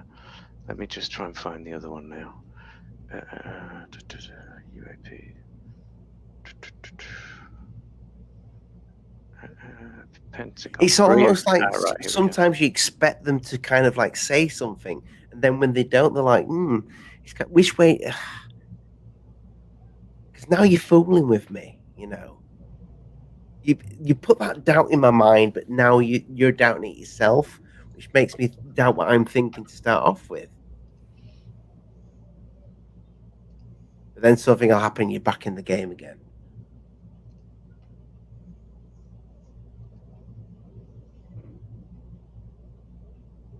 Oh, good grief. Sorry. I've done that again, haven't I? I need to go here. Yeah, it's complicated. You've got to kind of like hit the little. No, it's all right. I didn't maximize the right screen. Got it now. Got it. Okay. You got it? Audio. Boom. Have you got that? Yep. Can you all see that? Let's make it big. Are we ready? Yep. Hey, happy birthday. There's no way that I can like sugarcoat this. Turn it up a bit, please, I was Rich. talking to a gentleman about the UAP report, and he contends the Pentagon has alien bodies and crafts. So I just wanted to run this past you. Does DoD have these things, and if so, where? Jeff, the UAP task force is really designed to take a look at these unexplained aerial phenomena, try to help us get a better understanding of them. Again, I'm not going to get ahead of the report that the DNI will submit, that we are helping, obviously, and providing input to. He does not want to be there, does he? I think I'll just leave it at that, Jeff. Yeah. There you go. Ooh. But does he not want to be there because he's scared of what he'll say, or does he not want to be there because he just knows nothing and shouldn't be there? It's too hard to read, isn't it? You can't really. You can read too much into that, can't you? But he's very uncomfortable. That's absolutely what you can read. Did you see the video of the former director of the CIA trying to talk about this? He literally had his hand in his head, like talking about this legitimately. Like he really didn't want to have to do that, but. What, there was a camera on him and he's like this? No, like literally, like his head hurts. Like like he's like dreading this. His body language is giving him away. I know what you're thinking, Lee. Mm-hmm. They're all acting. I don't know. Playing it out. They're fucking with this. It feels like it. It feels like it. I'll tell you what though. That reporter asking that question, that's quite a severe leap, given the narrative that's playing out, for him to just come out with the alien bodies and the spacecraft, because technically speaking, yeah, we know we've heard about this and there's been things in the background. For it to come out at this time is quite an outlier, isn't it? From the narrative that is being pushed. Rich, what sort of conference was this? Like in general, what was it? What most of the questions were most of the questions about UFO related stuff, or is it just about... No, it's general defense. Okay. It's the briefing. Yeah. Okay. He was defensive. Yeah. So here's the thing. So the first guy's question that he asked about the UAPs, he said, "I'm not going to comment about that." Mm-hmm. but then somebody else asks questions about alien bodies. Mm-hmm. And I know what Lee is saying, and I know why Lee has his suspicions about these people, because I'm glad you've gone back home, Lee. It's kind of because we see that, and he says, I'm not going to comment on it, but then somebody else asks him a question about alien bodies, and it's almost like we're supposed to get this bait. Yeah, we are supposed to put this out on this channel right now. Mm-hmm. Yeah. It's interesting though, isn't it? Do you know what I mean? Yeah, it makes my nipples like stand on end. I love it. Do you know what I mean? And this is, for me, this is fantastic. Because this is happening now, and we could have been doing this 10, 15 years ago, and it would have been a complete nothing burger. This is a fascinating time to be in this subject, regardless of how it turns out. Yeah. Osvaldo. That's why I keep bribing Ollie to let me on. In terms of this subject, and has your views changed on this in the past 10 years? Are you still kind of like in the same place that you were? I know that you've advanced your knowledge and you've sponged it all in, but in terms of your way of thinking with this, where you were 10 years ago as a ufologist, are you still on the same wavelength? Yeah. I mean, do you still have the same trust in what's going on? I banged this out. I basically, I within reason know what's going on, within the ability of anybody to know what's going on. My opinions tend to, pardon me. No, don't worry, mate. My opinions have basically remained the same the last 10 years, I would say. Absolutely. There's no evidence that has come out to contradict my positions, and in fact, there's more evidence that has come out that has reinforced my positions. So, do you think that anything will happen this year that the whole of the world will know about? I hope so. I think that this is gonna. Let's see where this goes with the international community. Also, we still haven't gotten the report yet, so we still have time to see what may or may not develop. And like I said before, I'm hoping that a few other shoes drop before the reporters do, and hopefully something that will cause AG to take a very serious look at this. There's talk of high def Tic Tac videos. Yeah, there has been for quite some time. In fact, the three cell phone photos taken from the cockpit cam, I haven't been taken from the cockpit. This is supposed to be stills from videos. So, we'll see, or perhaps we won't. But that's allegedly what they are.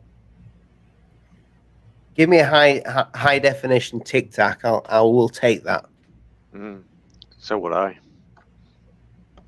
Never happened. But then when you look at CGI that we can do these days, there'll be everybody. Oh, there'll be yeah. people jumping on the bandwagon and saying that's CGI. It's interesting. Nobody here said anything about a false flag alien invasion yet. Lee did. Oh, he did. Okay. I must have been gone. No, you were. It was at the beginning of the show. He said he's tip of the iceberg about to destroy my channel with 3 words. And it ends with the number 3. 2. Oh no. WW? Yeah, we've had a number 1 and we've had a number 2. And he thinks we're about to have a number 3. Wow. In the round thing that we all live on. So the round thing number 3 is what he thinks this is all about. WW. Yeah, I love wrestling. Well, I don't know. We're hitting the 80-year cycle. So But Lee, you think that's the narrative, don't you? You think that's the way it's Yeah, even if it doesn't happen, it feels like what we're being given. We're given just enough, like Be careful. like a good sci-fi film, where the videos were being given anything. They could be if someone showed you that out of context, you go, "Oh yeah, look at that. What's that?"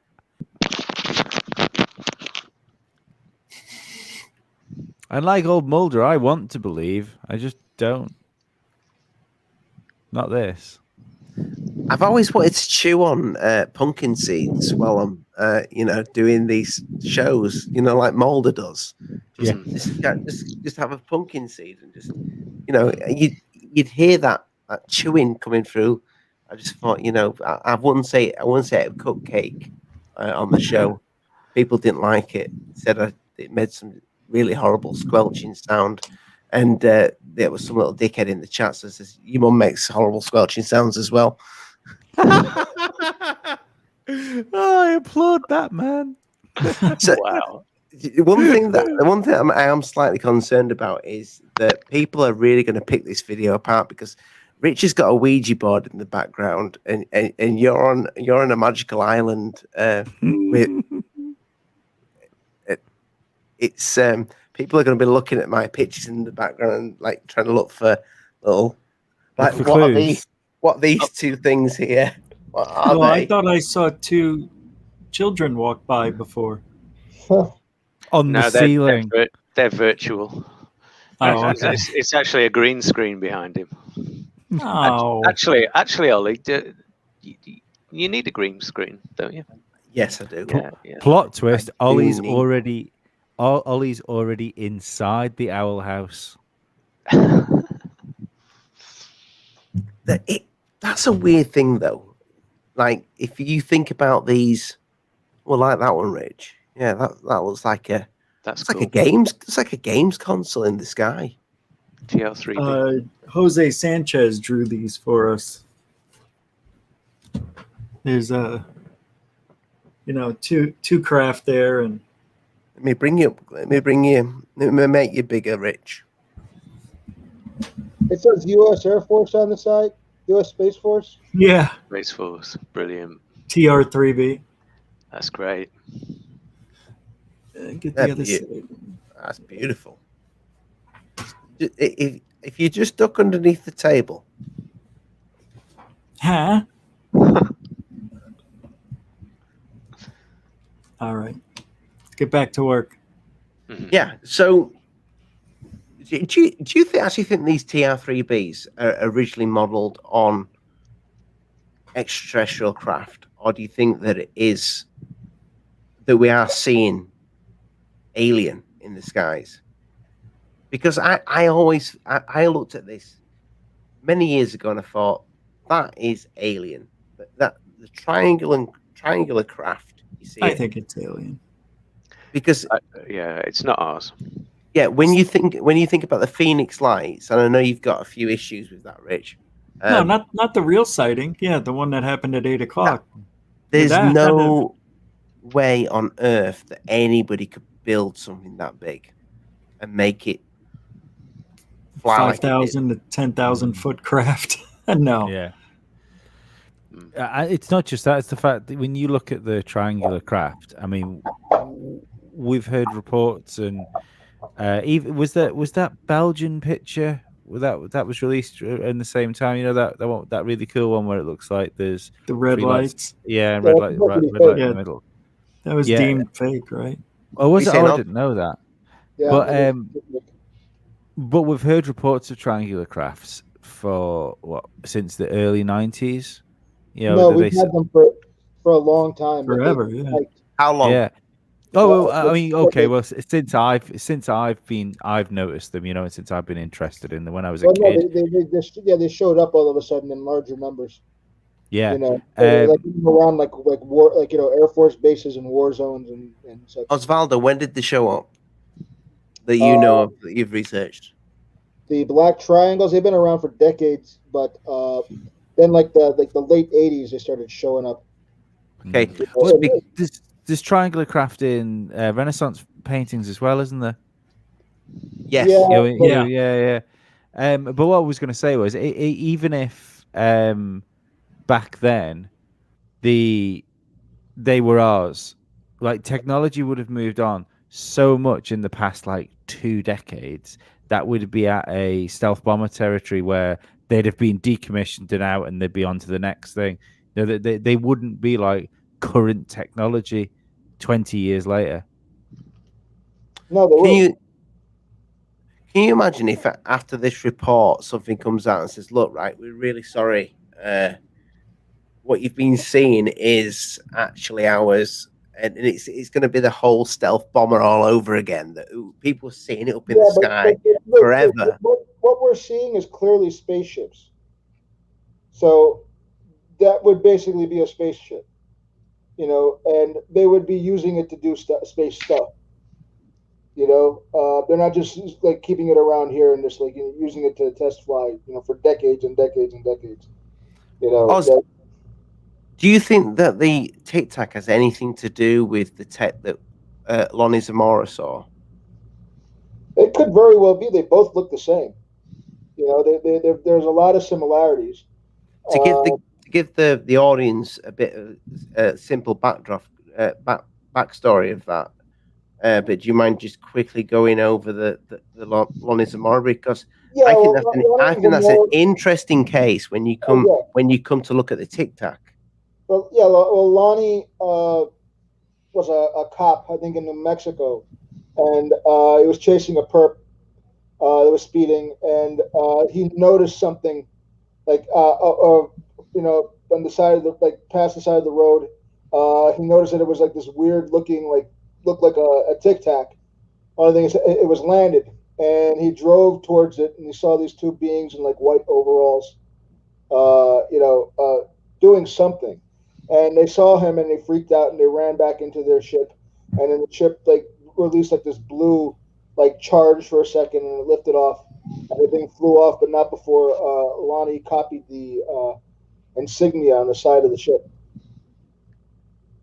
And then, later on, it also came out that there was a piece of the landing gear broke on the craft, and that Lonnie actually had samples of the landing gear. So things with that there. One, a piece of the landing gear broke, almost like if that was extraterrestrial. You know, you're not going to get a piece of landing gear that would break off. Well, not necessarily. We're fighting stuff out. Like these things, they drop stuff off. Bits of stuff get shot off of them from time to time. How often does something fall off your car? Yeah, that's all. Okay. Depends what car. No. Yeah, but you talk about mass-produced nonsense, but most of the time you can drive your car around and nothing falls off it. Yeah, but Lee, if it's the wife's car, sometimes she'll just open the door and a sausage roll will fly out. No, I know what you're saying though. Yeah, but that's my issue with that. And Oz, this is the reason why I'm thinking this. So Lonnie saw two figures come out of that craft. Did he specify that they were small? Yeah, no, it's like they were wearing white overalls and they were little child-sized people. Okay, so and they were wearing spacesuits. Yeah, well, yeah, they were wearing some type of uniform, white in color. Coveralls. Yeah. Yeah. It had a symbol on the side of it. Now, the importance to that symbol is that symbol was changed so many times. Oh yeah, it was by J. Allen Hynek to basically make it so that it was impossible to fake it. So that way, if that symbol showed up again, they would be able to quickly identify the person that was making the claim was telling the truth. So when I tried to, when we did that, I think it was one of our second interviews that I did with you, Oz, and we were speaking about that, and I was trying to look for the symbol to put into the video. There were so many fake symbols, decoys and what have you. So I'm wondering if maybe what Lonnie saw, and apart from the size of the men that were, or women or whatever, that were flying the craft, because the landing gear broke. Okay, so I've seen I've seen the article with this guy. I think I've seen a little video clip of him speaking as well. Am I right by saying that, Oz? There is one. Yeah, no, there's footage of Lonnie. Yeah. Yeah, and he seems quite believable. He doesn't seem like a bullshitter. And he was a veteran and a cop. And, the fact that a bit of the craft broke, and that this symbol was changed by the media so many times, where they said, "Oh, this is what the symbol looked like," and it's like, no, it's not what it looked like. But it was changed so many times. It's a little bit weird. It's almost like they had some top secret tech then. They had something that was yours, that as in the US, and Lonnie saw that. Maybe that's what we're seeing today, is an advanced version of that. That's the Tic Tac. No, because dude, that was it's like 60 years ago. That would have been a lot more advanced. There would have probably been a lot more differences. Also, okay. Like when did we go to the moon? When did we go to the moon? 68, 9. Pardon me. 69. Yeah, 51 years ago. Did any of the landing gear break off? Yeah, it left it there. It stayed. I know we left the whole thing, but did any? Do you know what I'm saying? If these things are coming thousands and thousands, billions or whatever light years to Earth. Well, this is the thing. Perhaps, but you know what? We landed it. We landed on a rock, guys, and we broke the landing gear. Perhaps, listen. The beings that were outside saw Lonnie, freaked out, ran back into the ship, and then tried to get out. So maybe they didn't have time to raise the landing gear. They were fixing it. Completely. Oh, it could have been. Yeah, maybe it was malfunctioning. UFOs malfunction. In fact, there's a lot of rumors that's how we grab something. Okay, so you're saying they were landed there to fix the landing gear? Perhaps, yeah. And then they just they're like, oh fuck, this guy's coming. And then but why would they have to land to fix the landing gear? Because it had to be open. Because that's where the joint broke off. How do you fix it? Can't fix it while you're flying. And the other thing is this is a secret government project. Why are they using children to fly it? Maybe they're not children. They could just be what's the politically little people. Little people. Yeah. So there's a secret space force of dwarves being run by the U.S. military in the 1960s. Or maybe Charlie and the Chocolate Factory is a true story, and there is an island somewhere in the world that's got Oompa Loompas, because they were clever little bastards. And that's how you get there. You're positive he said? I always remembered him saying that the figures were no taller than 5 feet. No, there was child-sized people. Oh wow! So that's interesting. It's an intriguing case, and it's the manipulation of that symbol is the thing that really intrigues me. Maybe they were little people because they were the size that could fit in that small craft. Maybe it's back engineered. And then also for fuel consumption as well. And they take less oxygen and. Oh, that's interesting. Yeah, it's like having one person in there instead of two. No. Yeah, the reason why. Yeah, you get twice as much air for two people than you would with one. Well, then how come we didn't send them to the moon? Well, with regular sized folks with that. How much oxygen can you get in a giant egg? Well, I'm saying if they back engineered a UFO, so that's a real UFO with our landing gear maybe on it. I don't think we got the technological advancement to back engineer anything like that. I genuinely don't. Rich, I think it's weird that would argue with that. But why would an alien ship need landing gear? Right? I don't know. Fair point. Yeah, you'd think it'd just hover, wouldn't you? Unless it actually turns off at some point. Honestly. Well, when it's not wanting to fly anymore, they put the gear down to just have it sit there instead of constantly hovering. But if it's free energy, you got nothing to lose. How do you get out of the craft? Yeah, then you need to get out of it with the ladder.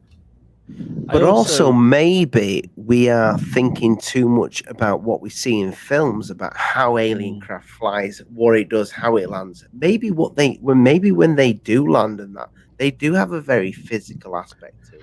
Flight of the Navigator. those little steps come down. Well, they do, yeah, attacks. but each step has a little. You can put your hand through each step, can't you? Yeah. Oh, wow. It's just it's super. Oh, also, whenever we hear things about these crafts, they're always like singular, molded, almost 3D printed things. I don't know why you'd have something that's 3D printed and then have like separate part gear that could break. Right.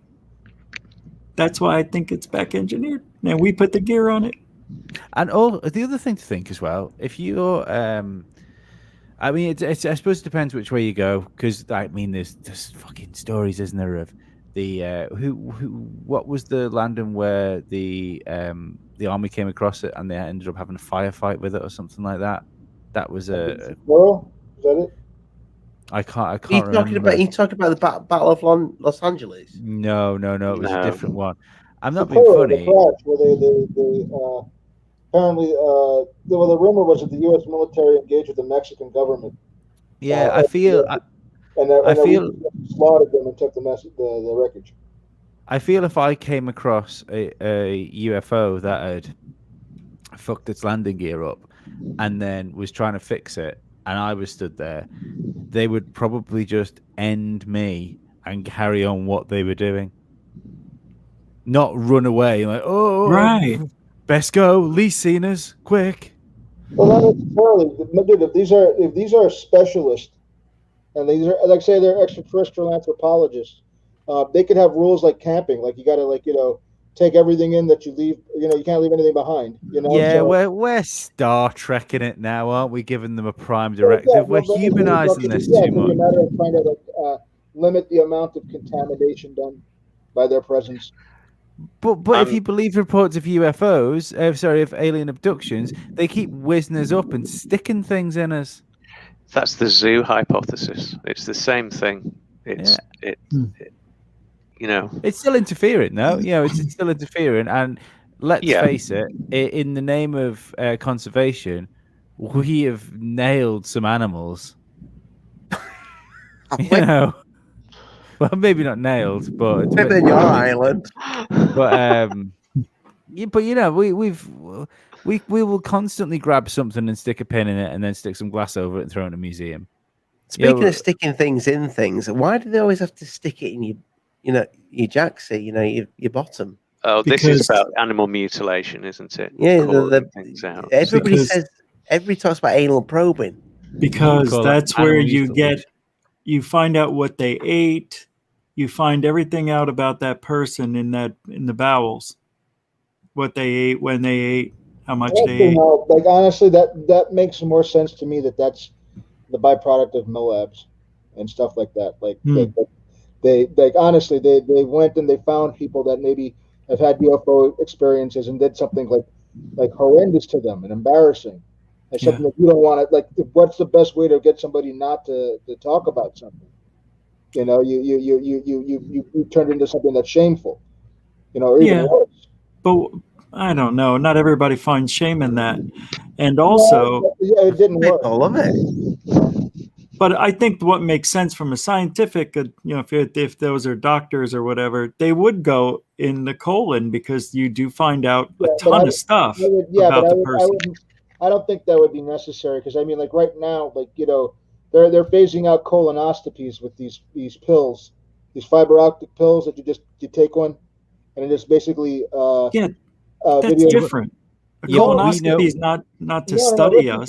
And we know what we are. Technology that we have now. You're going to tell me that people that have nanotechnology, that they can basically, and we can inhale those things and not ever know. No, yeah, but we know what we are, though, don't we? It's, if we found a new species, the first thing we would do is go, is there loads of them? And then if someone said, yes, there's loads of them, we would rip that thing apart and find out exactly what's in it. Some interacting with us for thousands of years. I doubt we're that much of a mystery to them. We continually evolve, though. Especially if they had a hand in our evolution. I don't think we're that much of a. We still dissect animals. No, they're still altering us. That's why they keep testing us to see if it's going properly and find out where they need to change the genome and make sure we don't have kids that look like this and we want them to look like that instead. They want to see what they eat, why they changed. You get to find out. It's not only that, it's the eyes they go in. They put stuff in their ears, up their nose. It's not just the colon. The story alone is a shameful thing. So the aliens know if they talk about it anyway, even without the anal probe, they're still going to be thought of as wacko. Oh, so you think they're like, you know what? Let's use a bigger probe because they'll never speak about this. No, yeah. Listen, it's kind of like, listen.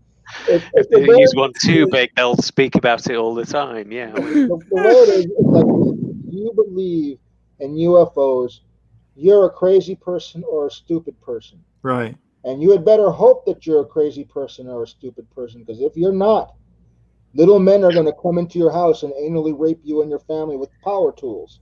Oh my God! Basically, like that's the story behind UFOs. That's how they keep that shit secret. Part of that. Oh, here's one that crossed my mind, and I don't know sort of like how much you sort of know about this or how much they do. So the let's say the American military are doing monitoring of satellites, radar, etc. They've got some platform somewhere where all the data gets integrated and joined up, and they have some big machine learning algorithm that will identify things based on a trained model or something like that. So you would say something that behaves like this is a plane, something that behaves like this is a bird, something behaves like this behaves like a missile, etc.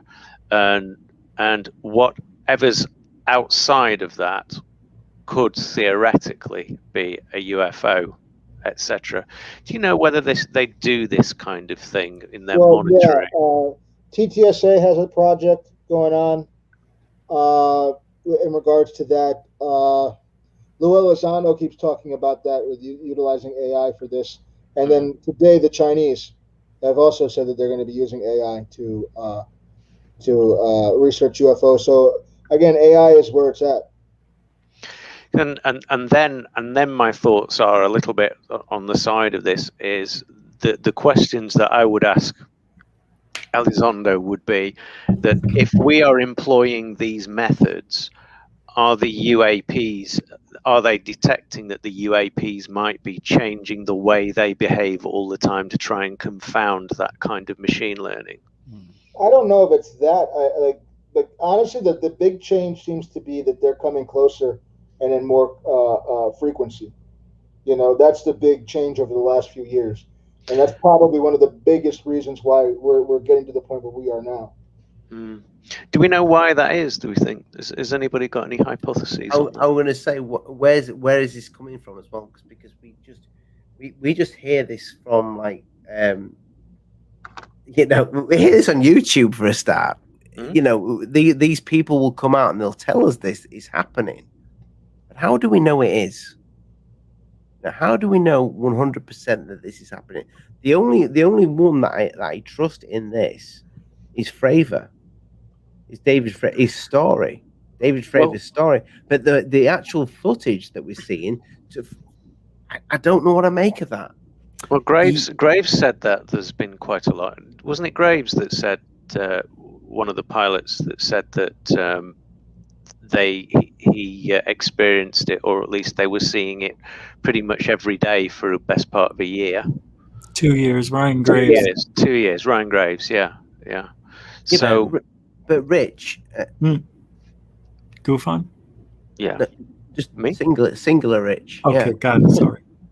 Do you trust the footage? I've never asked you this. Do you know the footage that you're seeing? There's 6 pieces now. Mm-hmm. There's the two recent pieces from. Sorry, 3 pieces now from Corbell, right? And the other 3 pieces from TTSA. Okay, so your first 2, which was Flare and Gimbal, I think they've been obfuscated. So I think they're real, and I think somebody has taken those and they've blurred them and they've made them implausible, and they've done that on purpose. I think everything that they've done, they've gamed in terms of this plausible deniability behind just about every piece of information they've put out. So the first two, they are blurred. No, Okay, that's FLIR footage. That's what it looks like. No. They've got it in better detail than that. Take a look at other FLIR footage. It's in way better detail. Could be different cameras. Could be different. But this is further away. This is civil stuff compared to military. Do you know what I mean? And then the other one, what's the Go Fast? Chris Mellon's talked about Go Fast being much longer and showing abrupt changes in direction. Well, that would make it way more interesting. And what he even said was that extra part of it was not even classified. So he said there was no reason why they couldn't show that next, if you like. Yeah, I modelled that on Go Fast. So that's the first three. The pyramid one, I think, okay, it might be UAP, that one, yeah, but that is definitely bokeh, and that's definitely not a triangular UFO. That's a circular light, and I actually think Mick West's right about that. Whether that is an actual UAP or not, I don't know, but that certainly looks to me like a piece of civil aviation. And then the final one with that Jeremy Corbell released, you know, the splash footage. It's not behaving like a balloon.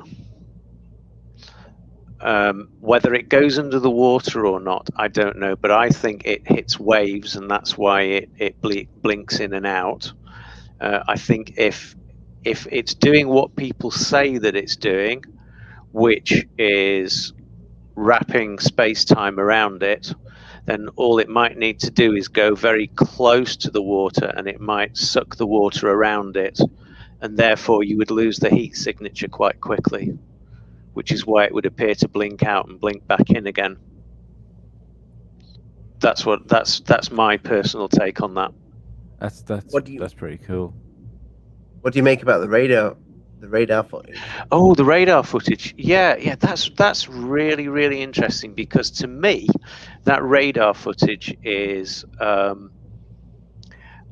think that's very interesting, because if somebody was going to spoof all of this, and that this was before we had the precursor of the report that says that the phenomenon's real. If we just looked at this and said, okay, these are UAPs that are just floating around, which is what they look like, and moving at, you know, a couple of 100 knots, which is what they're doing. So they're moving faster than balloons. So they're definitely not anything like that.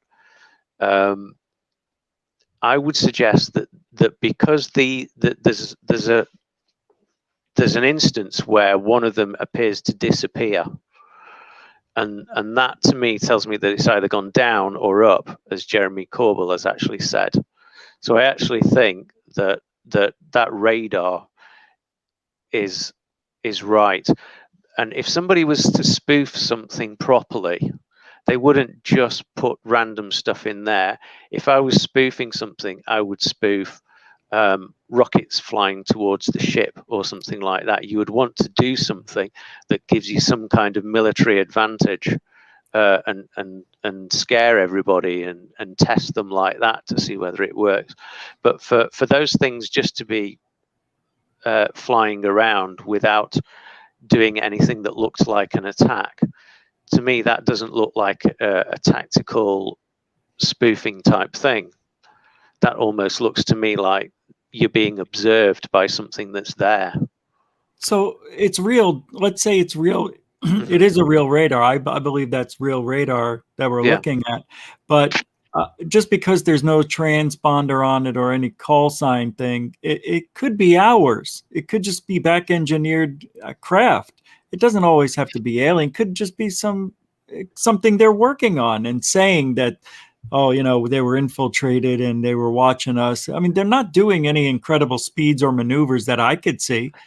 I think it's about 100. Was it 180, 180 143 knots? I think. Yeah. Not very like much. Not as fast as a plane, but I think it's probably just our objects, our own stuff. That's certainly possible. Yeah, it's but when you look at where it is, which is out in the middle of the ocean, theoretically, you would have to have something very close to that to fly those objects around. You know, if they were drones. No, you don't. You can fly them from 1,000 miles away. So, whether they're bouncing it off an aircraft way above at 80,000 feet, I don't know, but nonetheless, they could do it. That's possible. Yeah. But what I would have liked to have seen, Rich, is a side by side of what we're looking at, or somebody explaining how to read this thing. If you notice, the outside, the perimeter is blurred. You can't read the data. That bothers me. Well, they've done that on purpose, haven't they? Because that's methods and means, isn't it? They want to. That's why they've blurred the flare and gimbal. It's the same thing. It's about disguising. So why do that though? Why make it so we can't even figure out? We have to take their word for it. That's what they want us to do, and I just can't do that. And like I said before, they want to they want us to take their word for it, and then put our own like thoughts on top of Spin on it. Yeah, which is exactly what's going on now. Yeah. Right. See what I have got the question for about the Boca footage. How come, right? Every single media outlet that Jeremy Corbell has gone on, they've all just took this as read. And you're right. Mick West did an excellent debunk on it. I don't know what it is. I don't know whether it's whether it's a UAP or whether it's just a passenger plane in the sky, which they've took a video of. How come every single interview with Elizondo, nobody challenges him on it? It's the same thing, time after time after time, taking it as read that these aren't just triangular craft; they're pyramids in the sky. Mm-hmm. Well, to be honest, the people that are asking these questions, the people that are there, they just read off auto cues. They don't understand it like we do, you know, and that's the problem that we're still in this little corner, aren't we? And we're not sat with these people saying, well, this is the possibilities. Don't you think it's weird though that I think they're reading from the same script? And the media's always read off the same script, you know. Then we can't trust it. Right. Got to make your own. That's what we're doing, putting our own spin on it. But what I was going to say, don't you think it's weird that Corbell doesn't even fancy the idea that it's Boca? He's really saying that's a pyramid flying, and everybody on the planet knows it's not that. Yeah, but Corbell's been behind. But out of all of the videos, why can't he just this one say, look, we were wrong. It happens. Because if he did say that, then he'll have to, then everybody be like, well, you need to admit the other ones too, because they're not as good as this one. So I don't know, man. He put himself in a situation where he's got to keep the lie going, I guess. Or I mean, when money's, I think Jeremy Corbell is one of these people that if you're in a boxing match, he's like Don King or Frank Warren or somebody like that. He's not a fighter. He's not in the game. He comes in. He's the manager. He presents it, gives it the gloss, gets everybody talking about it. You know, which is great. And I do think it needs presenting, but perhaps not in the way Jeremy Corbell does it, unfortunately. You know. Yeah. Why would you want this guy presenting such an important and historic footage? But at the same time, I think he's positioned himself in that position, and you have to take the information at face value and either accept it or reject it yourself. That's the only way you can do it. And with all of this, But I get messages from strangers, calls from family and friends saying, "Are we going to war with aliens?" It's the first thing that comes out of their mouth. Yeah, because Nick Pope came out the other day and said this might be an act of war. This could be conceived as an act of war. That was his words. Go, Rich. You're dying to do it. You're dying to do it. Do you, Nick Pope? No, I can't. Listen, there's a difference between a threat and a menace. So, like, this is is it a threat? Sure. Is it necessarily a menace? No, they're not. Like, right. The situation isn't critical yet. That's what I wished he would have said that. That's the way they should be putting it. It is a threat, but it's not a menace. That's perfect. But nobody's saying that. Well, I don't know. I think they are in a kind of way. I mean, even Elizondo said that threat can be broken down in a number of ways, didn't he? Because he said that you've got capability and you've got intent, and certainly UFOs could be capable of being a threat, but are they showing any intent? Not necessarily. You're right. It's that, isn't it? I think we all speculate, and I think no matter how much any of us think we know what we know, we only know what we know. But none of us have the answers. No. Not one of us. I mean, Rich, Osvaldo, and other Rich, you guys have probably been researching this a lot longer than I have, and I know Goofon as for a long time. I know, Oz, you've been researching the UFO phenomenon for a long time. I've only just I'm in this for one thing and one thing only, and that's for the aliens. That's why it's Alien Addicts. I thought you were going to say the super chats, but carry on. We're all in it for the aliens. I was going to say we're all in it for the super chat. Oh no! But there is a possibility that we all could be wrong on this. Of course. Yeah, absolutely. And in this field long enough, you get used to being wrong, because you're wrong so many times. What concerns me is the people like Mick West. And if this does swing the other way, I'm genuinely concerned that people like him are invested in this in a circle of denial. And if it turns out to be not right, I think some of these people might be in serious trouble. Oh, yes. How wonderful. How wonderful that Neil deGrasse Tyson's and the Bill Nye's of the world would have to answer for how the ways they've done us in for decades. Yeah. How wonderful. I would love that. What a great day that would be, that they have to be held accountable for the ways that they've tried to hold us accountable. I agree with that. Quite honestly, that would be fantastic. I hope they kill themselves. I mean, honestly. Quite honestly. Ollie, I've enjoyed covering this channel. I think say it like it is, Oz. Let them eat cake. Let them eat cake. They deserve it. What is this? I feel horrible for them. Why?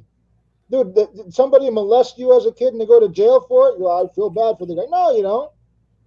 You know what I'm saying? It's called justice. Lee definitely doesn't look at the way he's living.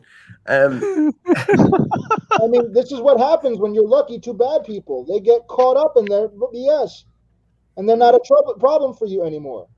Like this all where you have to feel like like bad for them. No, they don't feel bad for us. Right. They don't. Do you think they feel bad for us? How about when they know that they're telling things that aren't true?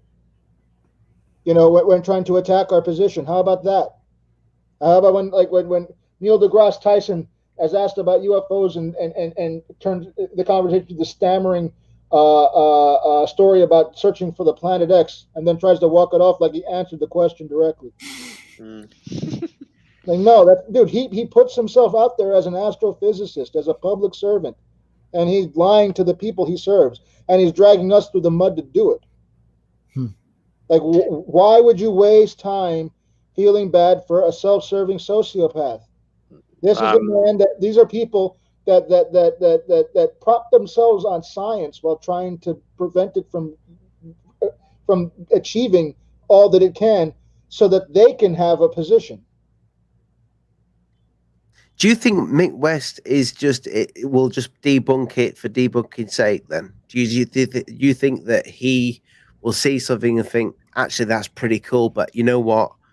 I'm gonna try and put some sort of spin on this. I think Mick West is absolutely terrified. Oh my God, yeah, but dude, does that mean like he'll end up, he'll have to exchange like places with ufologists. He'll have to like say this is a conspiracy, there's no UFOs, and the next thing you know, he's going to be giving lectures at the Marriott. Would you not agree though, Oz, that that Mick West was right about that though, Oz? No, I don't know enough about it to say that it was right or wrong, but honestly, I really don't think that the military is going to screw that up that badly. I just like it's not going to look well for them. Unless it's a planned narrative. Yeah, right. No, well, that's the thing. Is it a planned narrative? Everything is a planned narrative. I mean, we can't talk about certain things on YouTube. But but there's always this thing that we could be taking part in like the biggest soap opera ever, like orchestrated. Yes, but that's life. Right, sign me up. I hope I get royalties. Life is like dude, everything has too much drama in life.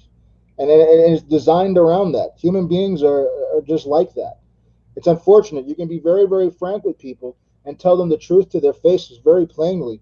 And if you don't add enough zingers to it, they just won't get it or not be interested in it. You know, and that's terrible. You know, but that's the condition that we find ourselves as a species right now. And that's the thing. You have to think about that when you're trying to promote anything. I understand Mick West, though.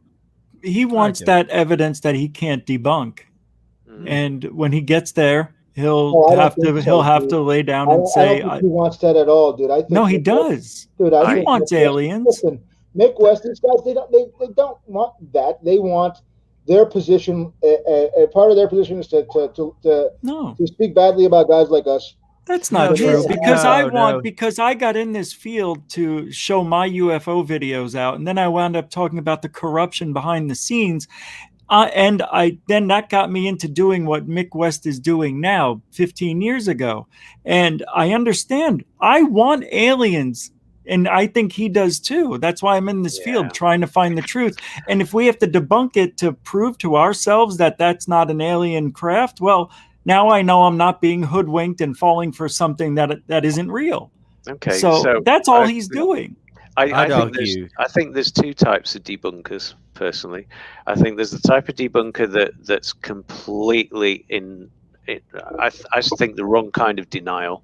They think anybody talking about UFOs as being extraterrestrial or anything like that, they want to shut it up because it's too frightening for them. And I think there's the other one, and I think Rich, you're in that camp where you're skeptical. You are a genuine believer, but what you don't want to do is look stupid. Yeah, because it's already happened, and I won't let it happen again. And that's it. So you're actually just as big a believer as all of us. You just want the proof that will allow you to isn't that what everyone wants? Yourself. Right, that's what everybody wants. But I think there's plenty. You see, for me, I don't necessarily need all of this proof. I think they're here, and that doesn't make any difference to me. It is faith. Just living on faith. Yeah, that's fine. But you know, at that point, I mean, you might as well believe in fairies. Yeah, that's okay, but it's not good enough. That's Like the point is to get this done, to get this proven as a fact, and have the changes that come along with that come. You know, like this is not to be. Ufology is an ology. It's a science. It's not just another religion or a different religion. You know, to supplement or to go against traditional religions, and unfortunately, it gets treated. But you can't be mad at Mick West just because he's debunking stuff. He's looking for the truth, and you can't take science out of ufology, and that's all what he's trying to do is bring a little bit of science into it. Just call it a hunch, call it You think he's paid for Oz? You think he's paid by? I don't know that people? he's paid, but there's a lot of different types of pay. Like if you are Okay, you think you think whatever he does is being promoted by them. There's skeptic guys out there, and they have their own skeptic community, and you can sell books and be this dude that does skeptics, like Mick West is, But isn't he a scientist? Yeah, he's a computer programmer. Okay, so I think he got into this by debunking a video, and it worked, and now he's been sucked into this field. I don't think it was all planned. I mean, the guy already had a following. People were watching him and know him. I think just by chance he got involved, and now he debunks these videos, or tries to anyway. I mean, he admits he's not perfect, but he's just trying to do the best he can to give a logical explanation. That's all. I don't think and if he doesn't believe in aliens, that's fine. This might seem almost slightly controversial in this circle, but when you look at him and the rest of, for want of a better word, the cast members that are out there, the likes of Lou Elizondo and maybe even Fravor, to be perfectly honest, I think at least Mick West is definitely honest, because he's saying what he believes. And I can't guarantee that what Lou Elizondo is saying he believes, but I believe Mick West is saying. And he backs it up with video evidence and an example. Well, I haven't seen. I do believe that Mick West does believe the things that he says. For the most part. I also believe that if you look at a lot of the double talk that's coming out of a lot of the people in the scientific community, you have some of them are openly saying looks like we've been lied to. This is not good, and the others are in full denial of this. And then when you ask them or you corner them, their arguments become gobbledygook. Yeah, why are you against this? They can't really say why. Right. They'll go into something about there's microbes out there. That has nothing to do with this. They're not talking about microbes someplace else. We're talking about advanced extraterrestrials down here with us. That's a whole other thing. Well, what does this do to things like NASA then? Because surely, if you're saying people like Mick West are scared that something's going to come out, then surely a organization like NASA are destroyed if this comes out, because these fuckers have been seeing them for ages. Yeah. No, yeah, but that's fine. But you just get dead excited before because NASA was getting fucking involved. So I don't understand. Well, it's like picking and choosing the team. Yeah, dude, NASA looking for UFOs is something that'll make your people that don't know anything about UFOs think something's getting done. Like that inspires no. But that leads more to the fact that we're being lied to on a massive scale. Well, then that's a good reason they brought NASA in. That's one of the things that they've been doing for decades. So they're good at that. I think NASA is starting to realize just how much data they're not privy to. Oh no, man! NASA has a ton of data themselves. Right. I think if anything, this is just a part of a game. I think if anybody knows about this, it's 100% Dude, Gary I think NASA are a film company. Because he hacked a NASA computer for UFO evidence and he found stuff. They've got stuff. Sorry, who did? Gary McKinnon. Really? Yes, Gary McKinnon. You've never heard of Gary McKinnon? Of course, I know Gary McKinnon. Yes, yeah.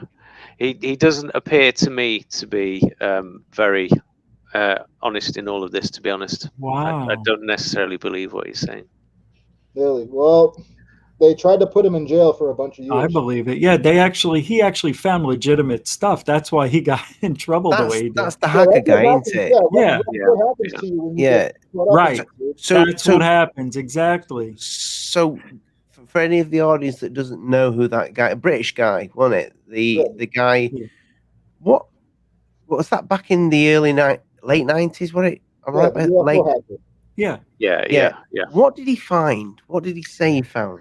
He found So he found some photos of allegedly photos of Solar Warden and a secret U.S. military space fleet, like these cigars. Yeah, a list of non-terrestrial officers. In the end, that were it. Did he? Am I right by saying there was stuff with where they were talking about bases on the moon? No, I don't think he did. I think it was just a craft that he saw, a JPEG image that was slowly loading, wasn't he? And he saw a spreadsheet with a list of non-terrestrial officers or something like that. Yeah, I specifically remember the non-terrestrial officers. But I think there was a connection to the moon. Yeah, I thought there was. That's how I remembered it too. Oh, okay. Could be wrong. But that might have been written, not actual something that you'd seen physically. Yeah. Possibly, yeah. This is perhaps just my reading of Gary McKinnon, because as I say, I've been watching. I did watch the videos when they came out, and perhaps it's maybe because he's not neurologically typical, but it didn't seem to me like he was engaging his memory in a lot of that. I don't know. I think the Asperger's thing was a bit of a tactic to like avoid prosecution, more so than an actual thing. You know, of course. I think, you know, and I can't blame him. You know, perhaps he is on the spectrum too. He's a smart guy. That's not unheard of too. But I don't think it. You know, he functions. He had a job and a fiance, and could work a computer pretty well. But his how he got into those computers wasn't difficult.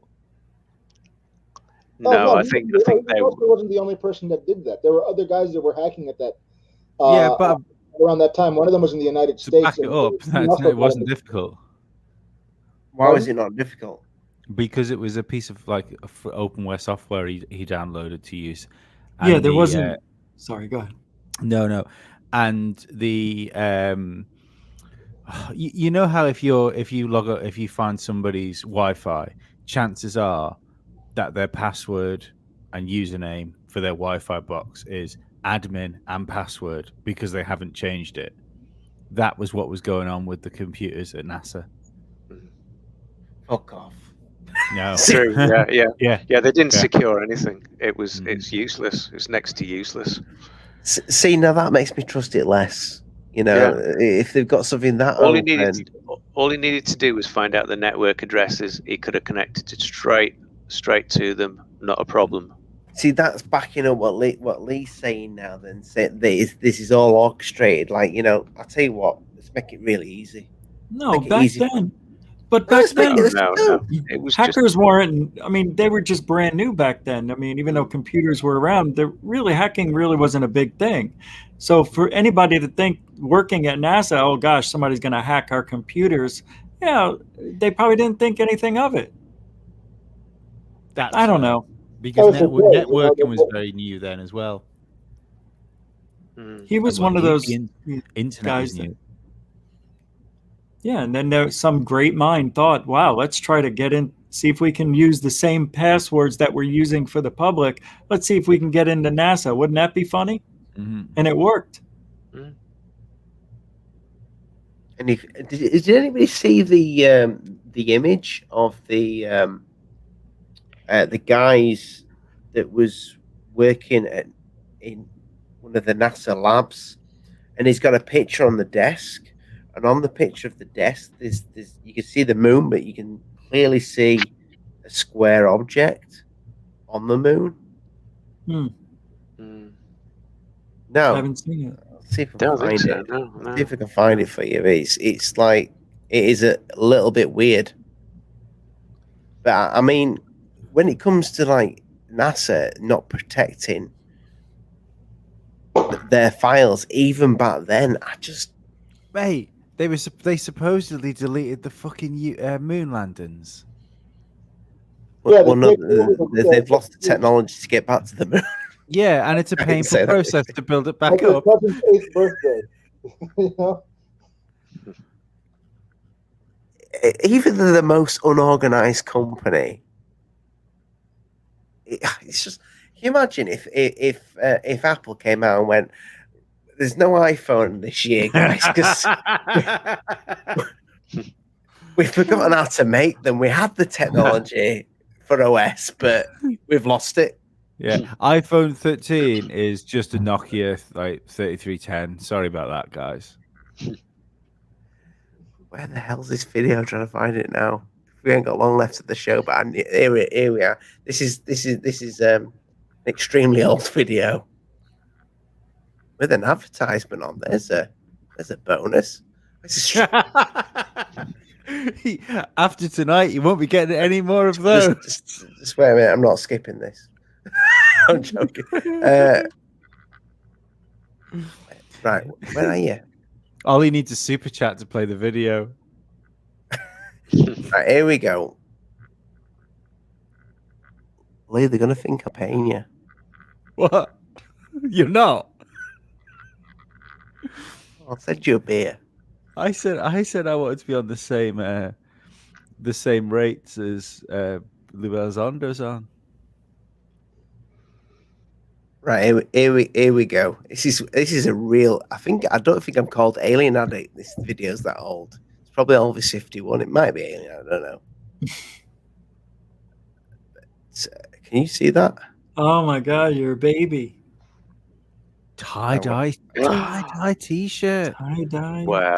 It's not a tie-dye t-shirt. And what looks to be some exciting wallpaper. Wait, where are we? Yeah. Here we are. This is a afternoon, folks. Always 51 here. Always 51. I saw this video. What's that NASA guy? Favorite YouTuber secure team. Yeah. I was just like mesmerized by it. I thought that is either deliberately It's hard to hear. paper. You can't hear it. Yeah, it's a Very bit quiet. low. I don't know, media, or it's a genuine mess up by Where's the picture? NASA. It's on the desk. So this image, Oh, you I can see. Okay. Two scientific guys. I won't go into the names. Two but scientific secure team guys. does. I've got no idea. I can't remember what it's called. However, So what are we meant to be looking at here? Well, here we go. if you zoom in Ah, right, okay. on this little bit of paperwork, which is obviously an image of the moon, considering they've got the. My word, I remember watching this, Ollie. What, my channel on security? No, your channel. I think you've been subscribed for Lee. I wasn't even Alien Addict. I was subscribed to your channel before I made podcasts. Oh shit! I didn't even notice that. I didn't even notice that in the video. Look at the screen and look at the screen on the TV. That's what I was looking at. Here that's over the moon. But then if you look here, let's go back to this again. This is just for me. I wonder if I put a link in the description to the original video. Some Probably sort of not. square building. Mate, you got a tie-dye t-shirt on, a teddy bear in the background. I'm surprised you worked out how to turn the computer on. I've also got my tools in the background. And they did mention these There's a tool in the foreground. in the video that I watched, and I can see the point there that there is something weird here. This looks like it could be some sort of pipes. Let me just. Now I'm just doing pareidolia now. But is the sound coming out? Yeah, we got it. It's just low. Hard to hear. It's just the way it is. It's just the way to show I it. think I didn't have a mic back then. No, you're using like the cam on the laptop, aren't you? Yeah, yeah. You can see, no matter what we do with that, this square stays. That's pretty cool. Wow. Yeah. That square will stay no matter what we do. There's blatantly something there, definitely. I don't remember See, this. I'm moving the pipes now. I'm pointing. You can't see the points. These pipe things going across here. This looks like something's hidden underneath his arm. A tattoo. But I'm not going to concentrate just on this because it's Mother. not my find. But I just want this leads on to something else that I have found. So what have I found? Take it back to some. You found this? No, I didn't find this, but I've just said that this leads me on to something else that I found, and I can't remember what I found. It's probably going to be garbage. It appears to be on the moon. Oh God, what have I found? Now, have you gone back? Hey, I just pause that for a second, Ollie. Here's an image, and I This is how I edited videos back in the day, Rich. just literally. Just pause that quickly before that stops. Well, this is live, Ollie. That's why. How odd is that, right? If you look at what would be the large crater in the like the very center of the picture, that's got that straight line going through it. Right. How odd is that? It is odd. That you can't see my cursor, but that there. Yeah. Do you talk about that? Maybe that's what I'm talking about. I could see a cursor. I used to do that much stuff on Mars and Moon anomalies. That's how my channel started. Oh, look. Now, if you go back to this area, is that line still there, or did they blur it out? I may have left the links in here. I tried to sharpen it, but when I tried to sharpen it, just I'd like to take a look tonight live while I'm on the show. point out some of the things I see in this image. But up here, The line past Ollie. Look at the line. Ollie from the Yeah. past doesn't know what he's No. talking about. No. This version of Ollie, he didn't know much. What? I don't even. What am I looking at here? Don't know future Ollie, but you've buried the lead. Future Ollie. Do you know what's interesting is that we're really having to look for tiny little scraps of information back then compared to what we have now, which is an absolute glut of it, isn't it? You know, we've got tons of stuff. And we're still finding stuff. Yeah, yeah. That's what's amazing to me. We're still finding stuff in Antarctica. I mean, how come nobody's figured it out after all these years? That's a debunk. That. Oh, There we go. There we go. But yeah, crazy me back in the day. But yeah, I thought that was interesting. That little piece. It reminded me of that little square. But you can see that square on the monitor as well. That's what's interesting about that NASA picture is insane. Why did we get into? Why did we get into that topic? What was the point of all this? I can't remember. I think we were talking about the moon. We were talking about McKinnon, and then we were talking about that's the moon. right. And I think then that gave Ollie the idea to have a look at these videos and stuff.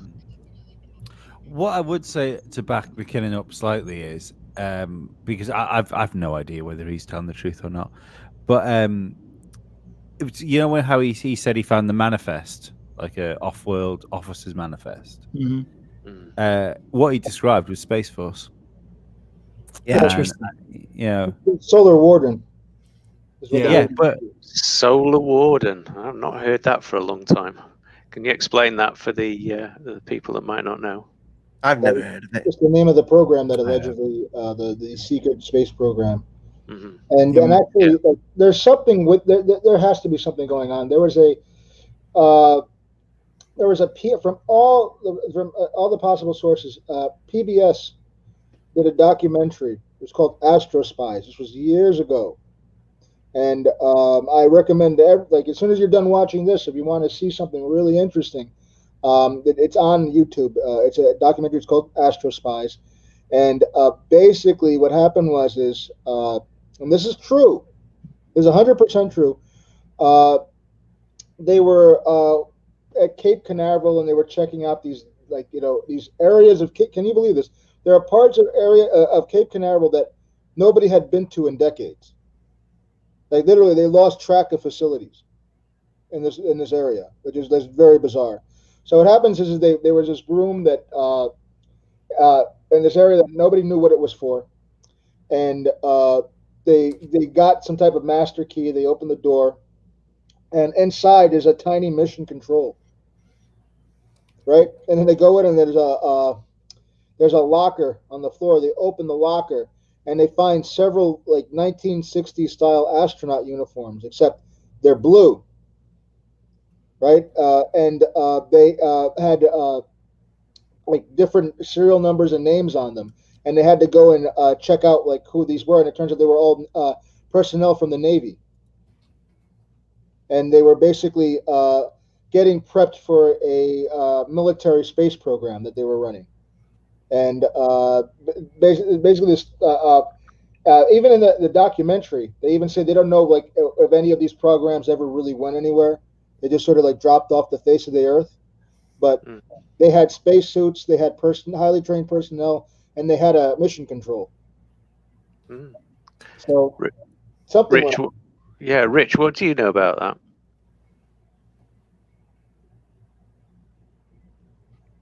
Goof on, Rich. Have you heard much about Solar Warden? Because you I don't know the details. I just remember seeing it on the monitor. They were showing that he found where he found it. That's it. Yeah, but I know. I mean, think about the name Solar Warden, the warden of the solar system. You know. Yeah, and I heard about Solar Warden, but that's the first time that I'd heard what Gary McKinnon had described being linked back to it. That's all, because I think all he described was a ship with dodecahedron type things on the side of it. So that's all. So I just wondered whether you'd heard that there was a ship like that was actually Solar Warden. I don't know. That was all. Yeah, I'm sorry, man. I wish. Right. I should look into it. It's history. Yeah, cool. See, if they did want to sell like a narrative for this, then why not just do another Gary McKinnon? You know, I mean, I know, like hacking is a lot harder to do these days when it comes to these big companies. But why not have some sort of whistleblower if they want to put a fake narrative out there? Just have somebody that just blows the lid off it. Well, I think the music, in a fake way. Yeah. Well, I think the movie industry is good enough now to fake whatever you wanted. Do you know what I mean? If we really wanted to, we could have released things They could have released things that were a lot more plausible looking than they have at the moment. No, listen, they release what they release because like UFOs are comfortable for people if they remain blobs, at least for a while. You know, now they're slowly introducing high resolution still shots. You know, which are supposed to be from stills from actual videos. So I assume at some point we're going to make the shift from high res photos to high res video. You would think, yeah. Well, as I've said, I think there's all been a certain amount of implausibility about it all, and I think they're going to generally start removing all the little layers of doubt until we get to where they want us to protective be. Layers. Truth's protective layers. Yeah. Well, on that note, boys, we've been going for over 2.5 hours now, which is wow, quite a long show for me. Well, actually, no, I think the last 3 shows have actually 15 minutes till 3 hours. Ollie, man up. 15 minutes or 3 hours. But some people, they just see a 3-hour show and they go, "I ain't watching that." They see it. They see a 2 hour and 45 minutes. Like, I'll do. That's all right. I'll watch that. Well, this has been really great. Thank you for inviting. No. I wanted to get you on with Osvaldo because you got like a similar views, but different to Lee and Rich, and I'm just a little bitch that'll just take anybody's suggestion. I find it amazing that I'm in a position where I think it might not be aliens, and I'm the conspiracy theorist. To be very clear, though, I think it may not be aliens. Do you know what? I'll listen to anybody's point of view. I've always got an open mind, and I'll never say that I'm completely right on anything, because at the moment the rug can be pulled from under all of our feet, and you just got to stay humble, haven't you? And yeah. I think that's the key message there. You just got to stay humble and take it as it comes, and not jump on somebody else's. And this is life in general. If somebody else has got a different view on something, or somebody else is scared of doing something, or whatever, you've just got to respect the boundaries. And I think we're heading towards a precipice where there's going to be some winners and some losers, and I think we've got to if we end up being on top, we've got to be nice to the people that are going to lose out, because I think we've got to be the nicer people in all of this. No, I disagree. I disagree. Murdering vengeance. Oh yes, burn them and their families. May their children kill themselves from shame. Amen. No, none of this. No. I've been doing this a long time. Fuck those. I take you live on Twitter, do you? Is that your realm? Oz has turned into the cult leader he could have been all along. This is amazing. Oh, talking about that, Oz, when are you going to do your video channel? You started. Talking about cults. I'm supposed to do it this week, and then things just popped up. I'm gonna hopefully by tomorrow or Sunday I should have something up. So, right. Which I'm going to speak to Ali about that. But yes, Patreon. Yeah. Oh, so that's coming, is it? Yeah. You've been saying that for the past forever. Yeah, I know. I'm excited for this new YouTube channel. And are we still stuck on the same name? Yeah. Disclosure Revolution. I like it. Just quickly before we sign off, because I think given some of the people who've been speaking to the chat, I think they're probably on the same team as me here. I think some of the stuff that I've flirted around talking about that you can't talk about on YouTube, I've got some pretty out there thoughts on things. And when it comes to the idea that this could be some sort of controlled narrative, I think sometimes things almost look like that. When you look at how short a human lifespan is, that these things play out over more than a human lifespan. Like it's not humans that are controlling the narrative. I don't think that can be ruled out here. That there's something otherworldly or fantastical, than just the idea that it's money men trying to get more money into a black project, or it's or it's the ex-leaders of the world that want to bring around some sort of new order, that there might be something paranormal. There might be a paranormal aspect to what's driving these things. Lee, could this be ideology as well? Because ideology can span generations. Could be, yeah, it could be. Oh, no, I'm saying again, dude. This is I would not be surprised if we find out that one of the reasons that we're meeting this resistance is because of conservative Christian elements in the U.S. military intelligence community. Mm-hmm. It's a real Lou even said as much. This is a real thing, and they're a real faction, and they are. Well, let's hope that people like Lou and Podesta and this guy's mates, let's hope they're not fucking worshipping them, because that's what I think's going on.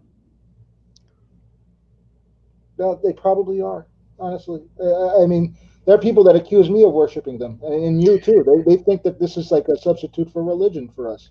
Is this the Grove people that we're talking about again? The Grove people. Quite the opposite. These are conservative Christians, dude. They take a dim view of burning owls. Oh, okay. or effigies in the forest. Rich, are you doing a show tonight? Oh, can't hear you. You're muted, mate. Okay. I thought I only muted the microphone. Yes, I am. 10 Eastern, 7 Pacific. Huh? How many hours is that away from now? 2 hours, 10 minutes. 2 hours. And what's the show about? Well, we're going to do the week in review because it's the end of the week for me. You know, I go live Sunday through Friday. So we'll review a lot of stuff and see about the fire that's going on near third phase of Moon's home. So we'll do an update there. And the boys are on the road fighting a fire. Oh, is the volcano started up again? No. It's a fire. Just a fire, and it's getting bigger. They just messaged me. So yeah, they're so we'll take a look into that, make sure they're okay. And are they actually helping out and trying to get it to stop? Well, they're reporting on it. Yeah. They're not letting them down there, but it's pretty bad. Wow. Yeah, that whole place can go up. It's just tons and years of brush and, all that stuff. But yeah, we'll just be talking about the week that was Lou and everything new, sightings, the whole thing. Cool. Well, I sent you that old video. If I don't know if there's links in the description. There may be links. There may be. Me back then, probably not. I'll check. Yeah, we'll check it out. That's pretty interesting. But you can take a still shot of it, maybe, and zoom. Yeah, blow it up. I think you did a good job. Yeah, you'll probably see it before I do, being in America. But I think Elizondo is going to be on Fox later on. I think he's going to make some announcements again, so watch out for it. That should have happened first. That probably already happened. Oh, okay. It could, yeah. If he's on, it's happening now. Then probably on Tucker Carlson. Yeah. Right. On that note, guys, well, we'll mosey on out and let these people get over to Fox and check it out. But Lee, are you going to be banging this out on Must See Audio Spotify for anybody that can't be asked? Anyone sit and watch it again.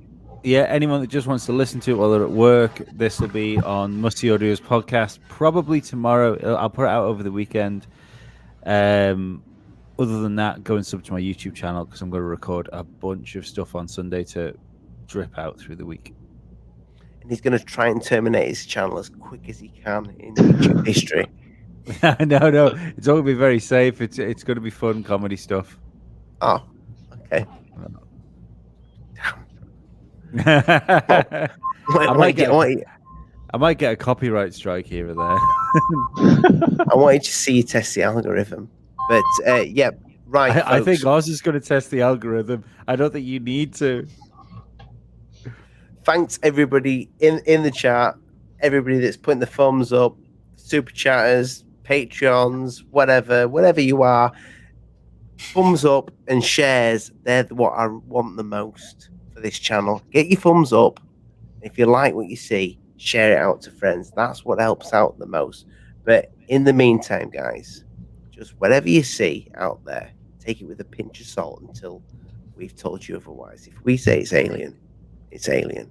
If we say it's not alien, it's not alien. Believe no one but us. Believe no one. Yeah.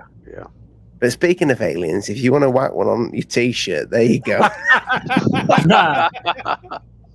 That's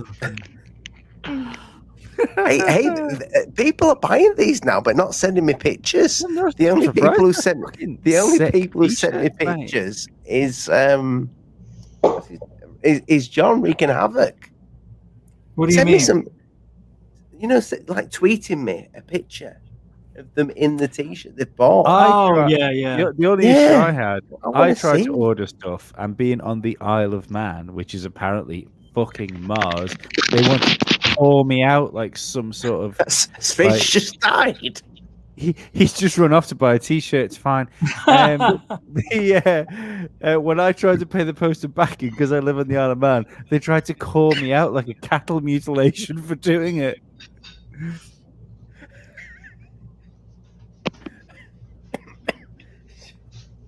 I'm still laughing at your first joke. Never mind your second one.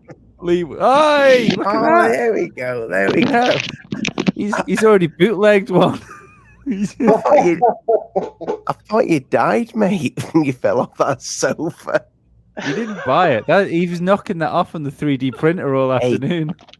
That's a damn good cup of tea, but that was like a limited thing that I did for Patreons. I still have some of those mugs. Maybe I'll send some more out. Need some more Patreons first, though. You know, if you want mugs, become a patron. If not, you'll never drink again. There you go. Good night. God bless. Mind the bugs, don't bite. Osvaldo Franco, get that channel sorted. Yes, and yeah, whatever we see in the media, just remember to come back here first and goof on. Oh. And Lee on Spotify, not his YouTube yet. If you want comedy, you go there. Audio, on all the like social media stuff like Instagram and Twitter, I'm at a total shunt. There you go. At a total shunt. And Oz, just get the channel sorted. Yeah, man. I'm looking forward to it. Good night. God bless. Night. Bugs don't bite. All that jazz.